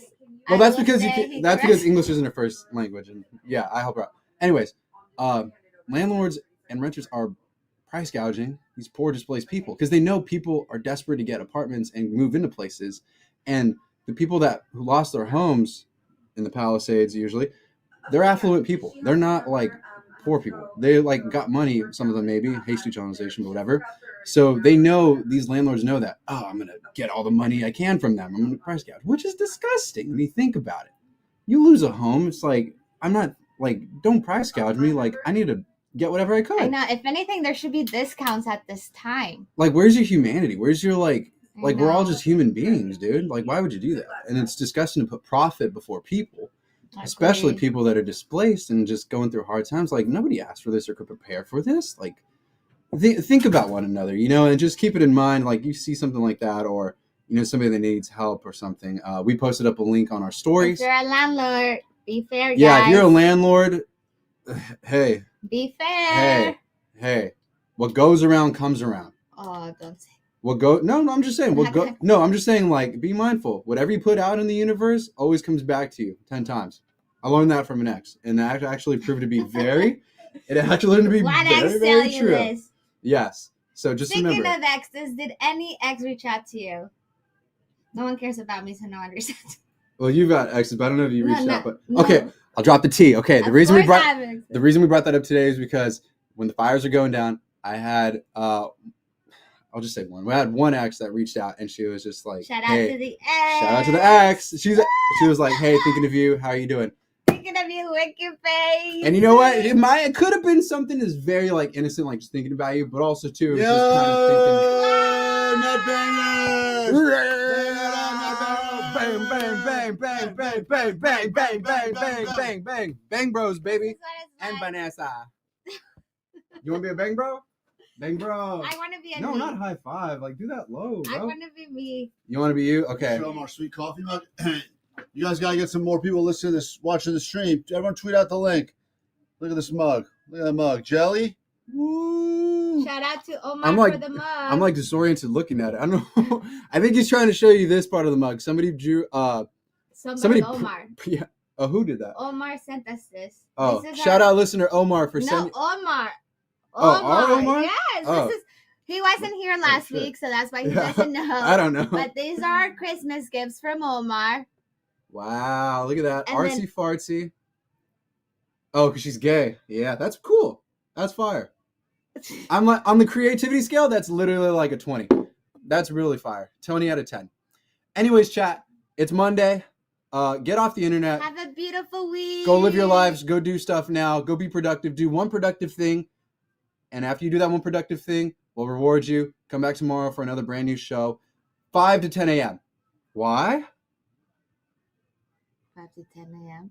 Because What? apparently Because our show. Sorry, I was reading. the replay starts of the day before at 5. We go We're not live till live 6, but we want to keep you captive and listen and wake up really If early. you missed Listen at something, you 5. catch up on the 5. Come here, Scott. Come here, Scott. Come This say hi is to the Uncle Netbangers. Scott. Look at this is Uncle Get a Scott little right bit here. lower. Come on in. This is all the Netbangers. You're This broadcasting is the live to YouTube. 247,000 people right now. Seriously, okay, that's not a good. He's camera shy. He's camera shy. I'll be right W's in the back. chat for Uncle Scott right now. Drop a blue heart. Anyways, guys, we'll see you tomorrow. Take care of each other. Look out for one another. And anybody that needs help or any resources, go to the KROQ Instagram account. We have a lot of information that we've just put up.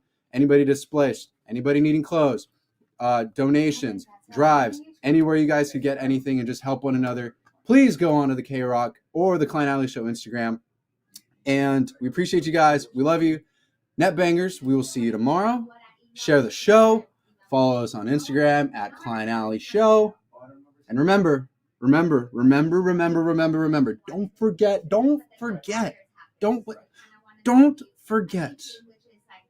February 24th, 2025. Okay, that's it. Boom. Take it away, Justin 2.0.